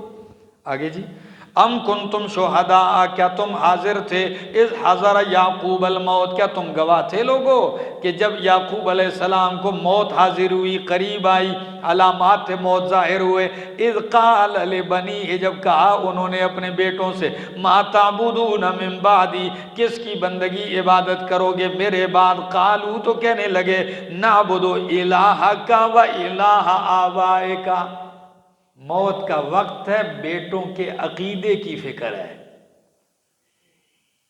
اور سوالیہ انداز کہ میری وجہ سے توحید کرتے ہو، یا میں فوت ہو گیا تو میرے بعد کیا کرو گے؟ تو کہنے لگے نعبد الہک و الہ آبائک، ہم تیرے الہ کی اور تیرے باپ دادا کے الہ کی بندگی کریں گے، ابراہیم و اسماعیل و اسحاق، جو ابراہیم، اسماعیل اور اسحاق ہیں، الہ واحدہ، جو ایک ہی الہ ہے، یہ نہیں ہے کہ ان کا کوئی الگ الگ الہ ہے، سب کا الہ ایک ہی الہ ہے۔ وَنَحْنُ لَهُ مُسْلِمُونَ، اور ہم اسی کے فرما بردار ہیں، فرما برداری کرنے والے۔ تِلْكَ أُمَّةٌ قَدْ خَلَتْ، یہ جماعت ہے نیک لوگوں کی، انبیاء کی، گزر چکے ہیں، لہا ما کسبت، ان کے لیے وہ ہے جو انہوں نے کمایا، اور تمہارے لیے وہ ہے جو تم کماؤ گے، اور تم سے نہیں پوچھا جائے گا، اما کانوا یعملون، ان بارے میں جو وہ عمل کرتے تھے، ان سے ان کے عمل کے بارے میں پوچھا جائے گا، اور تم سے تمہارے عمل کے بارے میں پوچھا جائے گا۔ وقالوا، اور کہتے ہیں، کونوا ھودا او نصارا، ہو جاؤ یہودی یا عیسائی تو ہدایت پا جاؤ گے۔ فرمائے یہودی عیسائی نہیں، بل ملت ابراہیم، بلکہ ہم تابعداری کرتے ہیں ملت ابراہیم کی، حنیفہ، جو یکسو تھے، ہر طرف سے شرک و کفر سے کٹے ہوئے، دین توحید کی طرف تھے۔ وما کان من المشرکین، نہیں تھے وہ مشرکین میں سے۔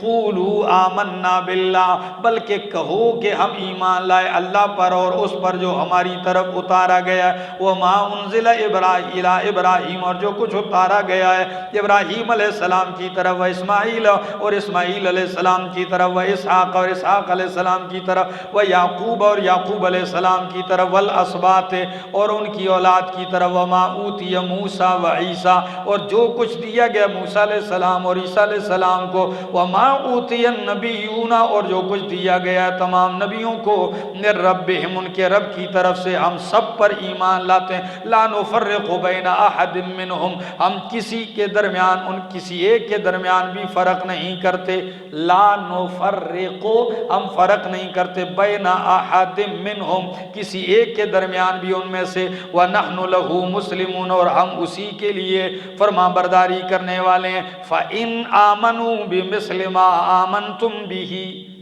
اللہ نے صحابہ کو پہلے ایمان سکھایا کیا سکھایا سکھانے کے بعد کیا فرمایا فَإِنْ آمَنُوا بِمِثْلِ مَا آمَنْتُمْ بِهِ پس اگر یہ باقی لوگ بھی ایمان لے آئے جس طرح تم ایمان لے آئے ہو فَقَدْ اهْتَدَوْا تو کیا پا جائیں گے ہدایت پا جائیں گے وَإِن تَوَلَّوْا اگر یہ پھر گئے فَإِنَّمَا هُمْ فِي شِقَاقٍ پس بے شک یہ فی شقاقٍ ضد میں پڑے ہوئے ہیں جب ضد میں پڑے ہوئے ہیں تو ڈرنے کی ضرورت نہیں فَسَيَكْفِيكَهُمُ اللَّهُ پس اللہ تیری طرف سے ان سے نمٹنے کے لیے کافی ہے